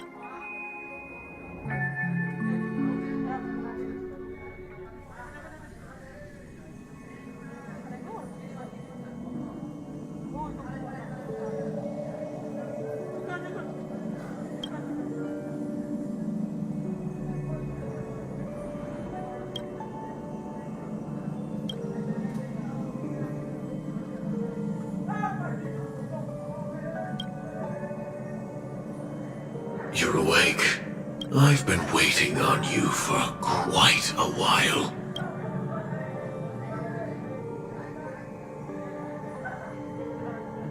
I didn't do anything but wait for you to wake up. You've met me before. I'm Sam, a Stellaron hunter. I originally planned on showing up earlier to reveal some truths to you. But I encountered more roadblocks than expected. 11 times I've tried, but ended in failure. Before I knew it, this world and I became too intertwined, and it became too difficult to escape the constraints of the script. Elio is right. In this land of the dreams, you and I will reap unforgettable gains. I don't know people's hearts as well as he and Kafka do. Nor do I have a specialty like Silverwolf and Blade. Most of the things that I'm good at only apply to villains who need no mercy. So, there is only one method that I use. This is to show you.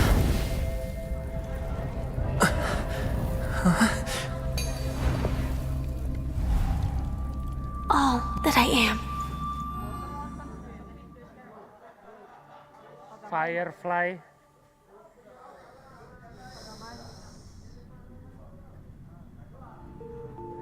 Labyrinth-like corridors and halls? Traps everywhere? The owner of this mansion must be a bit paranoid. You are so funny, Mr. Security Officer. I hope that sense of humor of yours has helped you find the serial killer. Just expressing a personal opinion. Why? Did I hit a nerve? Mr. Gallagher, my patience is wearing thin. Neglecting duties will only make me more suspicious that you and the real serial killer are connected. Scoundrel, punk, drunk, hooligan. I have heard this trash talk all too often. But I have never once thought that I'd be treated as an accomplice to a murderer. I take back what I said. Your problem isn't paranoia. You're just crazy, you know? Lunatic.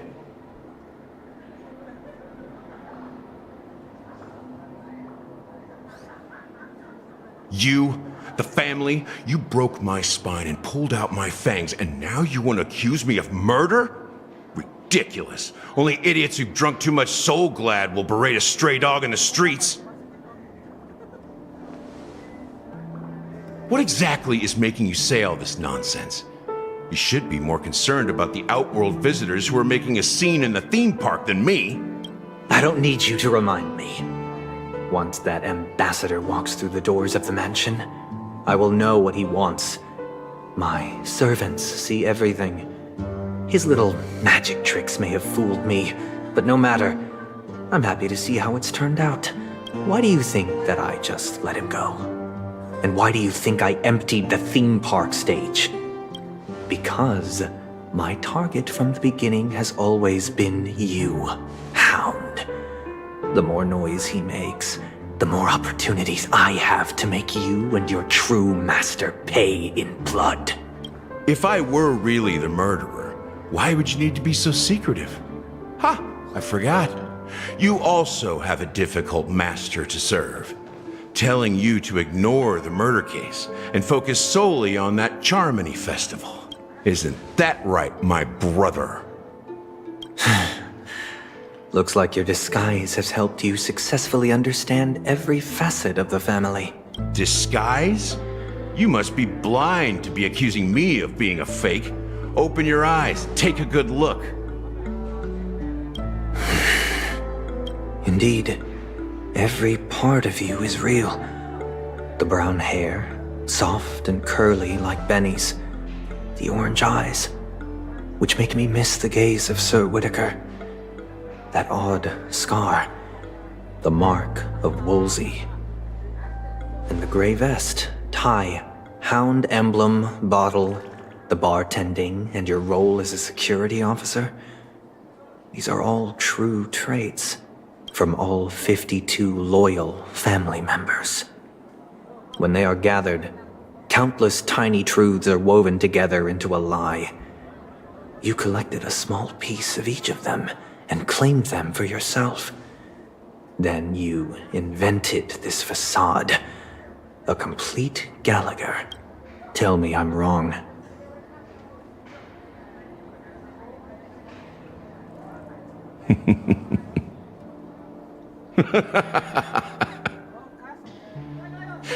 You have guts, I'll give you that. Not bad. I severely underestimated you. Admirable. But so what? Can this prove that I murdered your sister and that stowaway? This proves that you and the Memory Zone meme death are linked. And that's enough. Listen up. I don't care how you did it. I only care about one thing. The answer to a question. You devil. You wretched, despicable dog. Why did you kill her?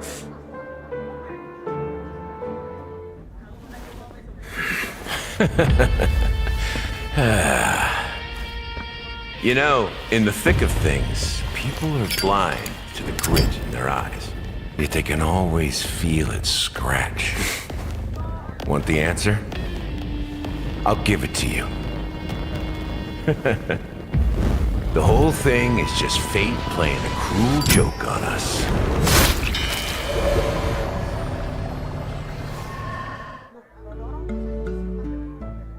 Well, another one was dead.